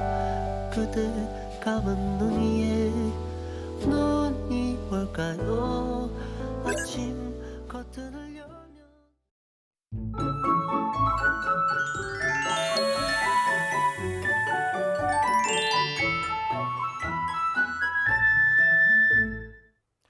내일 아침에는 이번 강추위가 절정에 이릅니다. 내일 서울 아침 기온이 영하 8도, 대관령 영하 16도까지 떨어지는 등 오늘보다 1도에서 5도가량 낮아 무척 춥겠습니다. 오늘 전국 대부분 지역에 눈이 내렸고 충남과 호남, 제주도는 내일 아침까지 눈이 이어질 것으로 보이는데 추위 속에 내린 눈이 얼어 빙판을 이루는 곳이 많겠습니다. 출근길 안전 운전에 각별히 유의해 주시기 바랍니다. 한낮에는 서울 기온이 4도, 대관령 1도까지 오르는 등 오늘보다 5도에서 8도가량 높아지며 추위가 누그러들겠습니다. 내일까지 울릉도 독도에는 최고 50cm, 제주 산간에도 최고 30cm의 폭설이 더 쏟아지겠고 충남 서해안과 호남에도 5에서 10cm의 눈이 더 내리겠습니다. 내일 아침에는 눈이 모두 그치고 점차 맑은 하늘이 드러나겠습니다. 다만 대부분 해상과 해안가에는 계속해서 바람이 무척 강하게 불겠습니다. 피해 없도록 대비 잘해 주시기 바랍니다. 내일 아침 기온 예년보다 2도에서 5도가량 낮겠습니다. 서울 영하 8도, 대전 영하 6도, 광주 영하 1도, 부산 영하 4도로 예상됩니다.